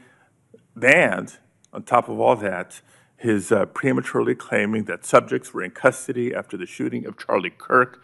I take Attorney General Bondi's endorsement today of his work as her support for those actions. Thank you, Mr. Chair. May I respond, Senator Chairman? Yes. Under Director Patel, 23,000 violent criminals have been arrested, a 91% increase over last year. More than 1,500 child predators have been arrested. We are making cases in your jurisdiction constantly in California, and I wish you would care about those cases. We have disrupted 1,600 gangs and criminal enterprises, 1,600 gangs within this country, thanks to Director Patel and the great men and women of the FBI. Senator Schmidt. Thank you, Mr. Chairman. How are you today, Attorney General? It's good to see you. Have a rough voice. I have to say, I am struck by the degree of the cognitive dissonance that I hear on the other side. It really is. I mean, I'm used to sort of the political debates and arguing in court and all those sorts of things.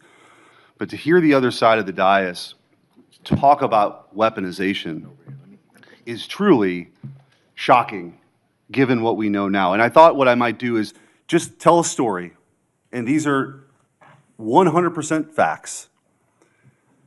Hillary Clinton, concerned about her email scandal, works with a Soros organization to cook up this Russiagate nonsense. They feed it to the intelligence agencies, and they spy, under Barack Obama's presidency, they spy on the political opponent, the Republican, running against Hillary Clinton. He gets elected. They continue the operation, and they launder this intelligence into stuff that was meant to, by the FBI and the CIA, to sideline a presidency of a duly elected president of the United States of America, to sideline him. And that continued. You heard even some people on this committee further that nonsense for 4 years. And then the FBI is involved with pre-bunking the Hunter Biden laptop story because they didn't want him to get elected again. So they pre-bunked the Hunter Biden laptop story. The American people should have been allowed to make their own judgments from that. They weren't, because the FBI called it a Russian hack and leak operation. They were meeting with social media companies every month and every week, telling them that the laptop that they knew, that they had verified in November of 2019, they knew was real and knew was his, said it was Russian disinformation. We've heard that before. And then, after Joe Biden comes in, 3 days in, they start a censorship campaign against the country, anybody who's a conservative. And now we also know that the FBI was weaponized in this Arctic frost investigation that tapped the phones of sitting U.S. senators. And also, the Republican Attorneys General Association, so let's pull in 2 more U.S. senators, Ashley Moody and myself, who were on the executive committee at that time. Charlie Kirk, political organizations they didn't agree with. This is not in the Soviet Union in the 1980s. This is in the United States of America in the last few years. And then, when they thought President Trump was on the run and there's no way people would elect him, and then he announces he's running for president, 3 days later, Jack Smith's appointed to get Trump. Fannie Willis brings charges against President Trump, and the assistant prosecutor meets with the White House counsel's office. Why would that happen? Then you have Alvin Bragg bring his charges. The number 3 person at DOJ goes to work for him to get Trump. All in the United States of America. This continued. And Senator Hawley asked the question, wrote it down, what is happening in this country? And I hope that MSNBC is still broadcasting this, because I'm sure their viewership hasn't heard this story that's gone on for 10 years. The truth is, they never forgave President Trump for coming down the escalator at all. They didn't like him. They didn't like the disruption. And they've spent the better part of a decade not just going after him, but demonizing half the country as fascists and Nazis and threats to democracy.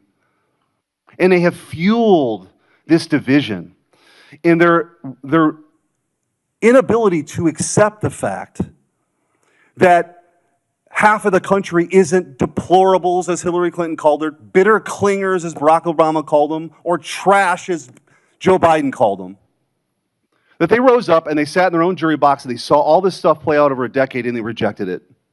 And now you have come in to clean that up, and you are doing a great job in doing that. And let me make this clear. There is a big difference between what happened under the Biden regime and the weaponization, and then holding those people accountable. That is not weaponization. If that doesn't happen, this will happen all over again. So your job, as you talked about in your confirmation hearing, is so important that this never happens again. And holding people accountable who are part of this conspiracy is absolutely your job. And I'm also taking, you don't have to comment on this, your unwillingness to answer questions that have come up. I am led to believe, as a former Attorney General, that that might mean there's an ongoing investigation. You don't have to talk about it. The statute of limitations may have run on some of this stuff, but not on a conspiracy. And if you're a co-conspirator in mile marker 1, even if you want to get on the exit ramp in mile marker 5, you are liable for the conspiracy in mile marker 10. And we are at mile marker 10. And I will also say what's happening in this country.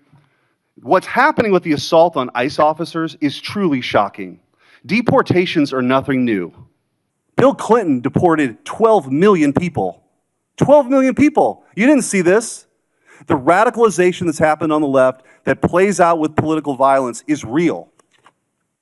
And by the way, let me also point out that if we had a scenario where John Thune was on the Supreme Court steps saying, "You've reaped a whirlwind, Supreme Court justices," and then a right-wing assassin tried to kill Ruth Bader Ginsburg, and then a Republican-appointed judge only gave that person 8 years, there would be riots on the streets. Cities would be burning right now. So let's just call it out. We need the cleansing here. Let's just be truthful about what's happening. This left-wing political alliance of violence is not a both sides thing. It's not. And so, Attorney General, I do want to ask you a couple questions about that, because I feel like we have got to get a handle on this. Despite the overwhelming evidence that the political violence threat right now comes primarily from the left, the media just won't do it. They won't go along with it. They cite a few ridiculous studies to say that right-wing political violence is the main problem. For example, one of those studies was written by an Antifa-affiliated professor, and others count classes on prison gang, and the others count classes on prison gang violence as right-wing political violence, but refuse to count anything from the 2020 Summer of Love. Antifa attacks, like the ones that set off the explosive outside Michael Knowles' campus speech. We need good data. We need good data here. Will you commit to having the Department of Justice and the FBI research and release a public report on left-wing political violence? Yes, Senator Schmidt. Thank you. I also want to, after Antifa has laid siege on federal buildings and officers in Portland during the 2020 riots, your predecessor, Merrick Garland, dropped virtually all the cases against these defendants. You recently issued a new charging memo instructing federal prosecutors to aggressively pursue Antifa and other radical leftists wreaking havoc on our cities. What can you do to ensure that the various U.S. attorneys' offices follow through on your instructions? Hopefully, we will have our U.S. attorneys confirmed soon. They've been held up. Now our government is in a shutdown, yet our prosecutors are still working. Getting all of our U.S. attorneys confirmed would be a huge step forward, Senator Schmidt. But yes, our attorneys throughout this country will be focusing on that. And I want to thank you, too. So I talked to you during your confirmation hearing and also with Kash Patel of sort of, you've talked about your two pillars, which is to end the weaponization and to get back to actually crime fighting. God bless. Like, that is something that the American people support, despite what you hear from the other side of the dais today. And in those conversations, we talked about you and Kash Patel getting field agents out in the field and doing the work of law enforcement. I said, I've got just the place for you, St. Louis. And St. Louis has now received the largest per capita infusion of permanent FBI agents anywhere in the country, and they're working hand in hand with local law enforcement. That's what happens when you have state leaders work with federal partners to crack down on something I hope we could all agree is a scourge for our communities, which is violent crime. But that is not, J.B. Pritzker, I guess he wants his moment. These Portland people want their moment of defying Trump. It's crazy to me. We should all be unified in this effort of making sure our laws are enforced and taking on violent crime. But I will say, in closing with this, because you referenced the shutdown, it's the same motivation. The same thing that motivates J.B. Pritzker to stand in front of the podium and defy Trump is the same motivation I hear from my Democrat colleagues now in this shutdown. It's not about anything other than the fact, and this is a clean CR. This is what they have lectured us on making sure we do 13 times in the last 4 years. This is about appeasing an increasingly radical base to prove that they're willing to stand up to President Trump. And I don't know how we get through all this unless there's a real reckoning on the other side about that reality. But in the meantime, I'm glad you're doing what your job is, which is to be the chief law enforcement officer of this country, focusing on violent crime and keeping our communities safe. Thank you. Thank you, Senator Schmidt. And despite what they're saying on the other side of the aisle, our agents are out there working tirelessly every day to make America safe. And that was Donald Trump's directive, and we will make it happen. Thank you, Senator Schmidt. Senator Welch. Thank you. Thank you, Attorney General Bondi. I have noticed that at various times when one of my colleagues is pressing you, you come up with something in their background. So I'll be waiting for my turn, but you don't have to do it right now. So let me get to my questions. One of the things that you mentioned, and I agree with this, that it's really tough on the various federal workforce, including our law enforcement folks, who are not getting paid because of the shutdown. Mm-hmm. I agree with that. But I also think that wasn't the whole story. There is an issue here that's going to affect Americans, whether they voted for President Trump or voted for Vice President Harris, and that is the loss of health care, where on November 1st, everyone who is getting Affordable Care Act help to buy insurance is going to get the notice of premium increases. And I got a letter just today from a Vermont family, nuclear family of 5, husband and wife, 54 and 55, with 3 kids, one of whom has acute myeloid leukemia. And the apprehension that they have is that if we don't solve this problem, and November 1 is a urgent date, then their family premiums will triple. It'll be beyond their ability to pay. So I'm assuming that with respect to the threat to health care for families in your state of Florida, in my state of Vermont, you would share that concern and hope that we would resolve that.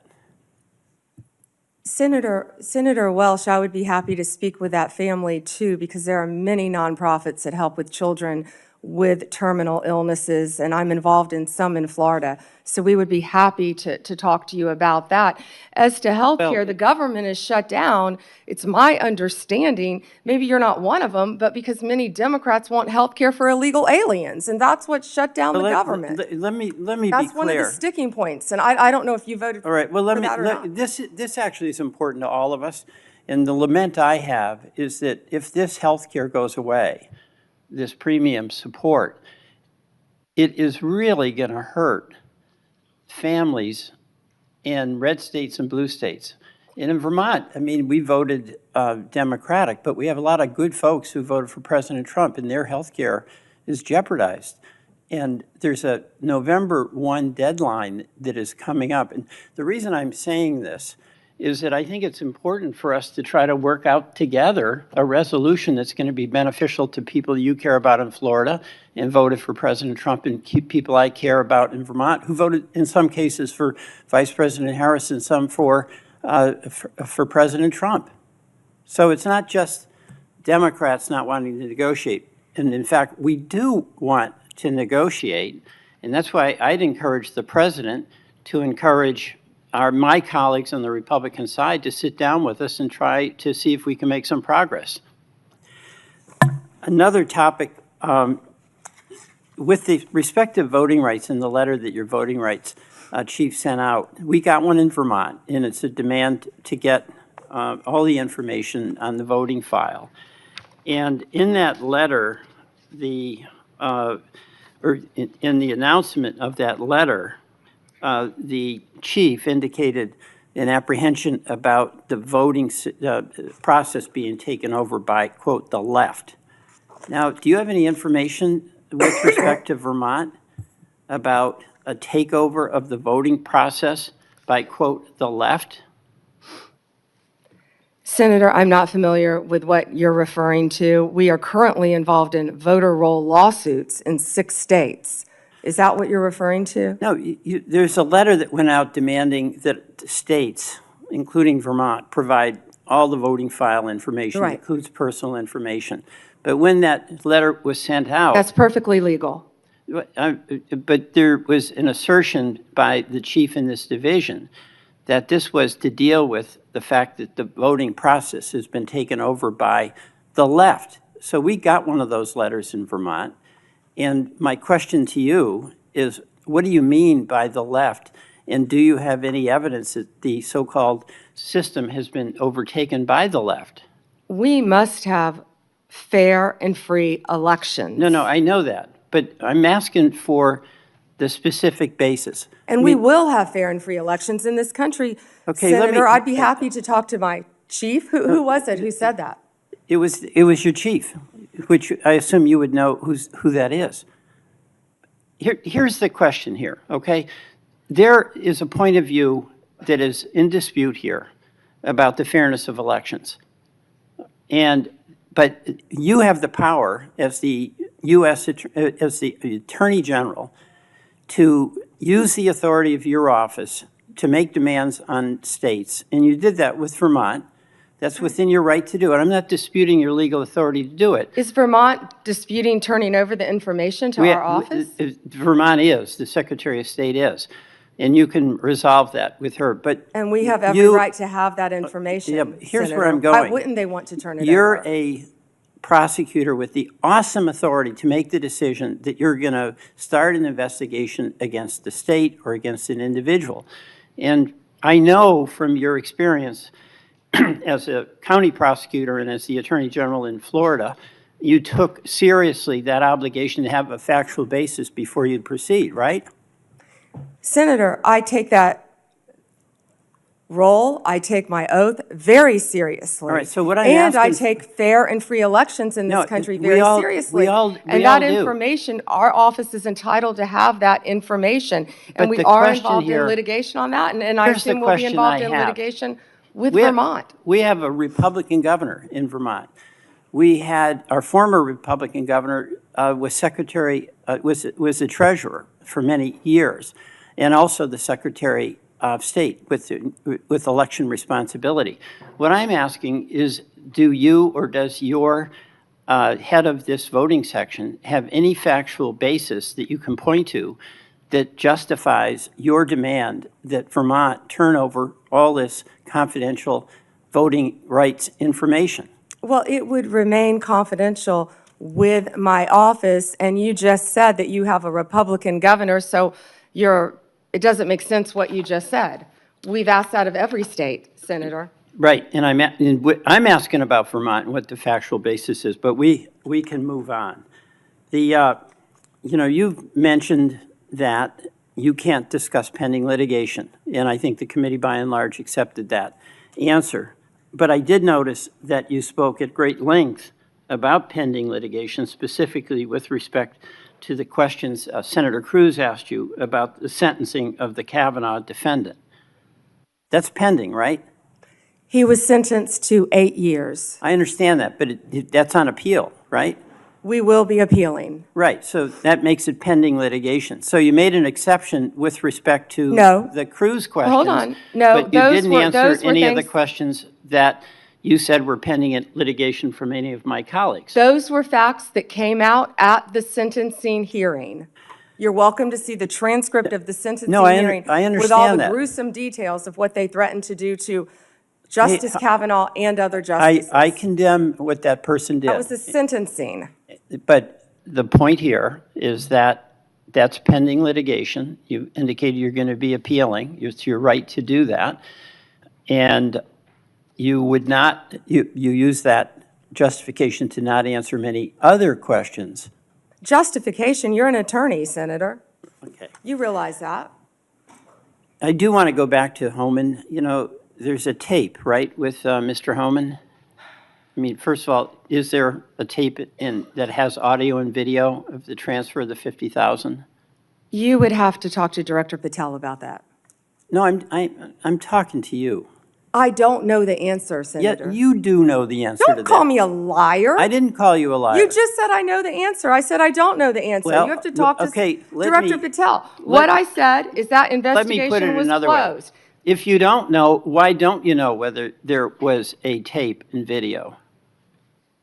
Senator, I believe that was resolved prior to my confirmation as Attorney General. Do you think that it is of public interest for the people to know what happened to the 50 grand that the FBI turned over to Homan? Did you hear what I just said? That was resolved prior to my confirmation as Attorney General. That's why I said I would not know. It's not resolved. There's $50,000. Homan has it, or somebody has it. Do you have no interest in knowing where it is? You're not going to sit here and slander Tom Homan. The FBI and Deputy Director Blanche said there was nothing. I'm not slamming Tom Homan. He got the 50 Tom grand. Homan is doing, how do you know that? Tom Homan is doing a great job, as our borders are, keeping your border state safe. You're a border state. Thank you, Senator Welch. We're going to Madam President, could I have 1 minute? Not right now. At the end, On a if you wait, we'll point of talk about personal it. privilege? Not right now. The Senator witness Tillis and many others have been waiting their turn. I know, so but this you is can 1 hold minute, until and the it end. relates to testimony that she gave No. about me. Senator Tillis, go ahead. Thank you, Madam Chair.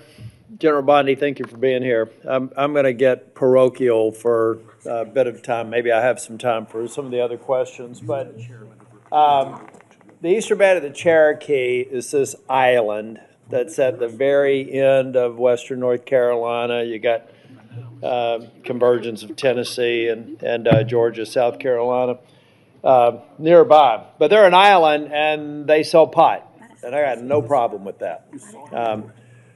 What I have a problem with is some of their actions or activities that are, I think, concerning me that actually speak to the broader issue here about marijuana and what we ultimately do with it, with nearly 36 states having it either medical, recreational, or hybrid.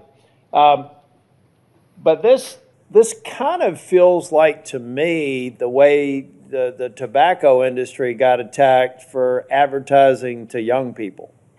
We already know, incidentally, that we got a vape problem around here, particularly among young people. And Madam Chair, if I may, I'd like to seek unanimous consent for letters from the Sheriff's Association and the Federal Law Enforcement Officers Association Foundation citing the serious problem we have here with illegal vapes in this country.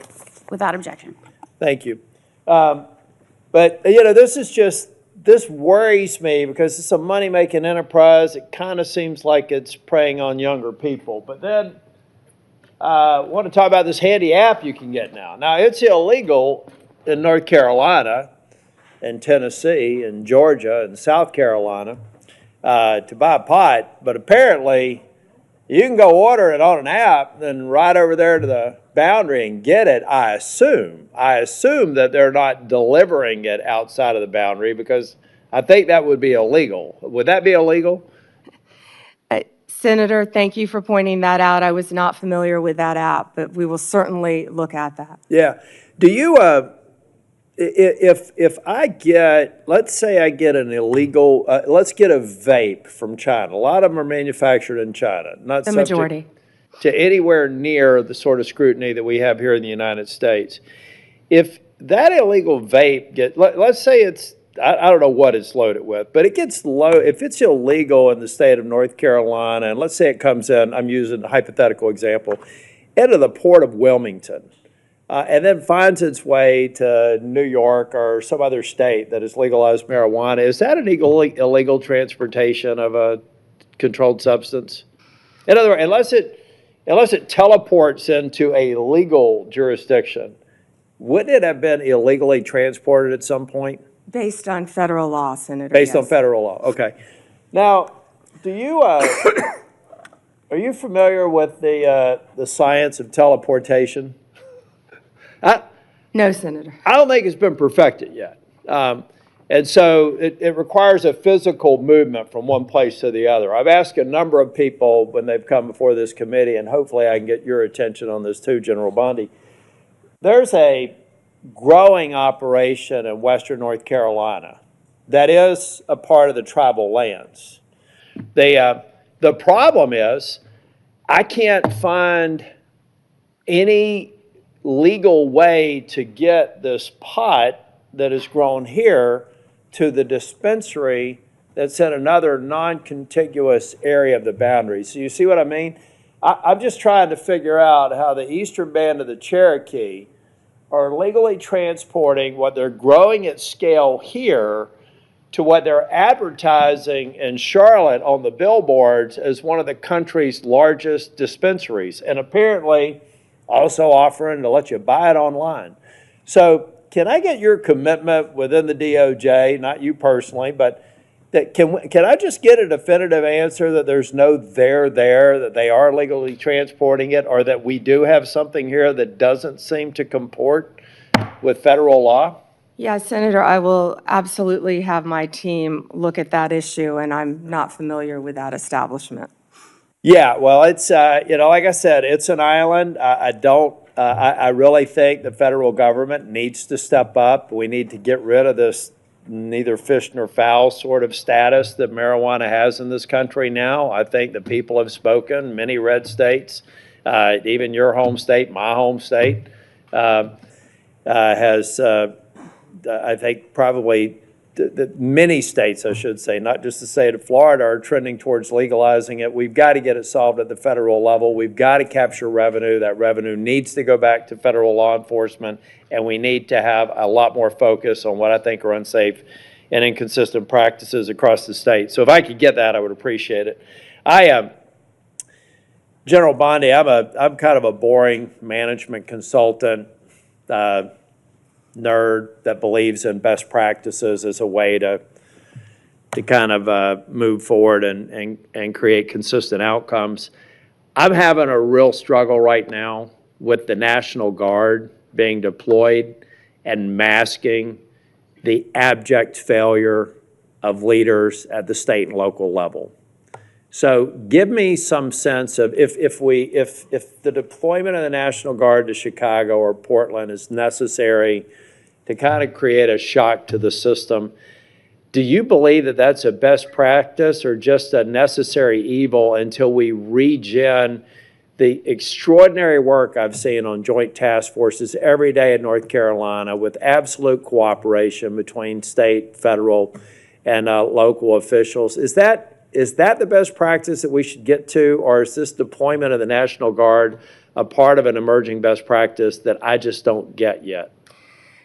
Yeah, Senator Tillis, seeing what's happening in Chicago, they need the National Guard. Our ICE members need the National Guard to protect the national buildings. Oh, 100%. I'm talking about when it wades into local law enforcement. See, I felt like deployment in D.C. made sense because of the hybrid nature of D.C. What I'm saying is outside of that defending federal buildings and federal law enforcement, addressing, I think you mentioned over 500 murders in Chicago, it would just seem to me that all those bums should be thrown out in an election. And are we masking an underlying problem that will come back the minute we leave? That's what I'm talking about. Not the protection of federal buildings and federal law enforcement officers, but almost the sense of they become an arm of local law enforcement. I don't consider that a best practice. It doesn't sound like you do either. Well, I don't believe our National Guard want to be doing that, but they're going to be where they have to be to keep Americans safe. In Memphis right now, the highest violent crime rate in the country. I was on the ground with Secretary Hegseth there, and our Guard was there, and they were thrilled. They're ready to help, and we used all Tennessee Guard there. Secretary Hegseth used all Tennessee Guard. They're working hand in hand with the Memphis Police Department, who I believe were very happy to have them there, helping them to keep Memphis safe. Can I go back to the vaping again that you brought up, please, Senator? So I went to Chicago, actually, with Secretary Kennedy, and it was just outside of Chicago in a suburb, and we were there talking about the illegal vapes and what parents need to know. This is a bipartisan issue. What people need to know, these illegal vapes, they're all over this country. You can buy them in convenience stores. You can buy them in grocery stores. One vape is the equivalent of, I believe, 20 cigarettes. The flavored ones are illegal. and they're targeting children, what you said earlier. Some of these vapes, and I had never seen this until we were there, even have video games attached to them. That's not targeting an adult. It's targeting a child. And they're also, the majority, are coming in from China, which is illegal, and they're lacing them with THC.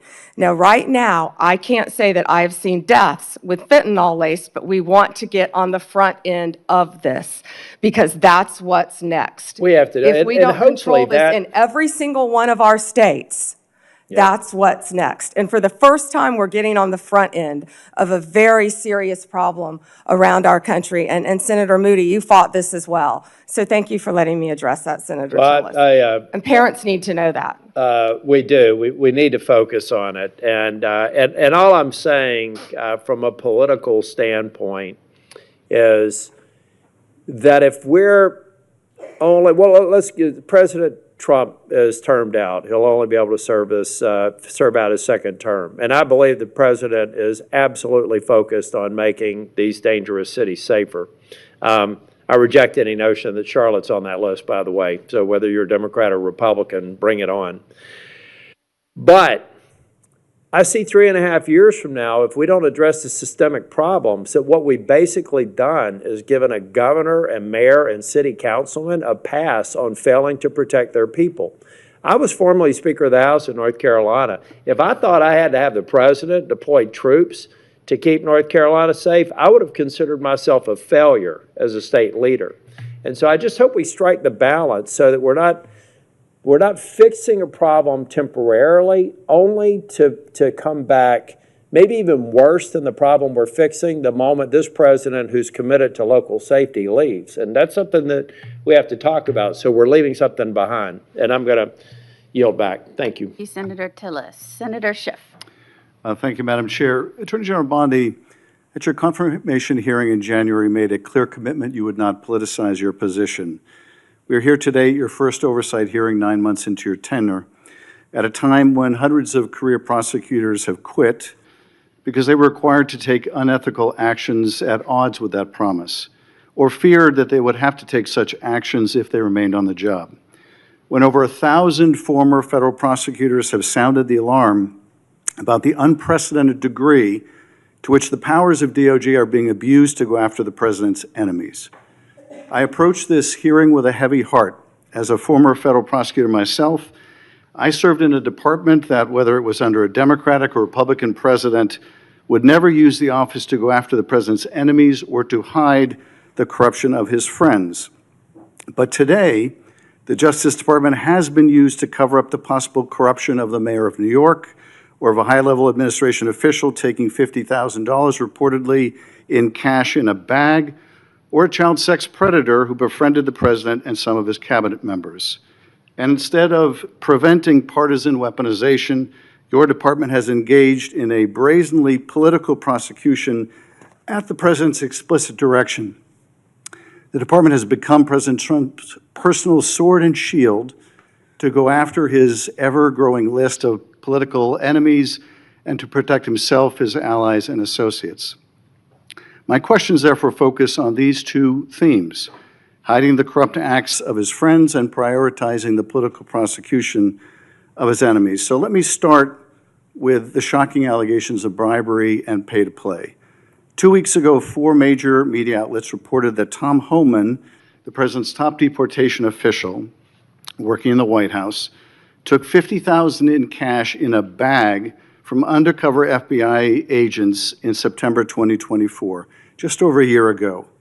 According to these reports, Homan indicated he would facilitate securing contracts in exchange for money once he was in office in a future Trump administration. Reportedly, this exchange was caught on tape. Rather than pursue this investigation without fear or favor, the department and the FBI under your leadership or that of your predecessor before you confirmed quietly shut it down. Once news broke, your deputy and FBI director issued a joint public statement confirming that the Trump administration closed the investigation. White House Press Secretary Caroline Leavitt denied Homan took the $50,000, telling a reporter, quote, "Mr. Homan never took the $50,000 that you're referring to, so you should get your facts straight." So today I hope you can help us get our facts straight. Was that true, what the White House press secretary said when she denied Homan took the money? Did he take the money? Senator Schiff, as I stated earlier, I was not in office. I was not confirmed when that was handled. So does that mean? Deputy Attorney General Blanche and Director Patel said that there was no evidence that Tom Homan committed a crime. Yet now you're putting his picture up to slander him. No, I'm putting, as his, much I'm as you putting his can. picture up You know, showing an interview he gave with, I think, Fox, in which he was asked explicitly about these allegations that he took a $50,000 bribe, and he refused to answer. He said he didn't answer the question whether he took the money, so I'm asking you the question. Did he take the money? Senator Schiff, I answered that question multiple times. And frankly, you know. Well, I don't think, with respect, I don't think you did. But in case I just didn't hear you, what is the answer? Did he take the money?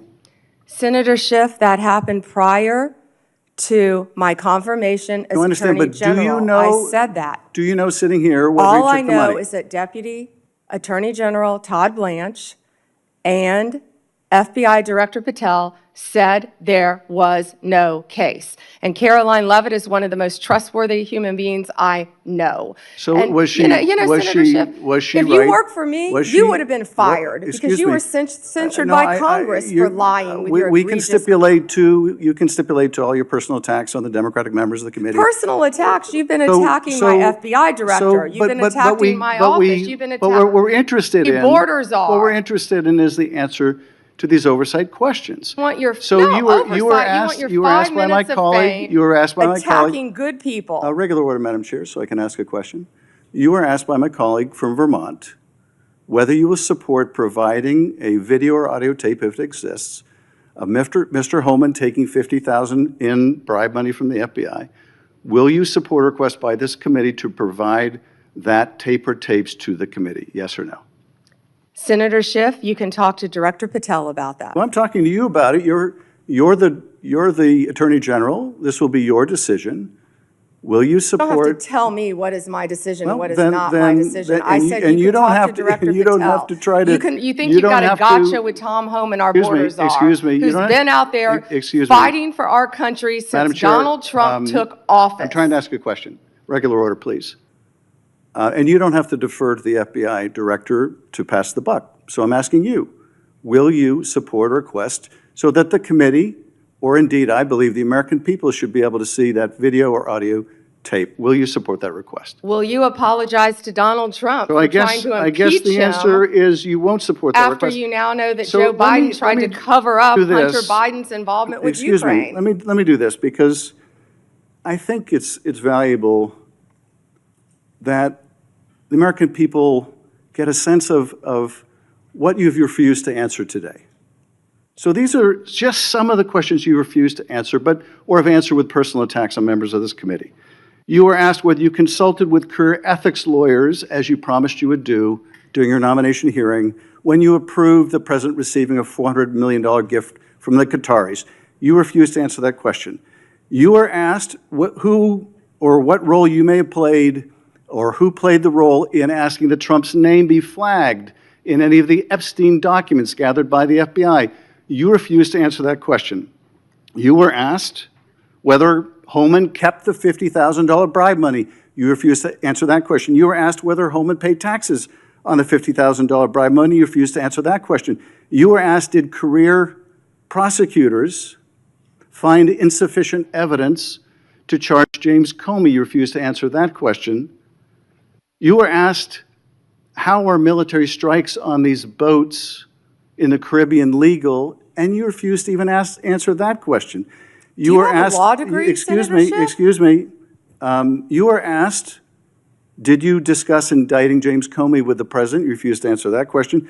You were asked, did you approve the firing of antitrust lawyers who disagreed with the Hewlett-Packard merger? You refused to answer that question. You were asked whether you support a restoration fund for violent insurrections to attack the Capitol on January 6th. You refused to answer that question. You were asked whether you were firing career professionals, career prosecutors, just because they worked on January 6th investigations. You refused to answer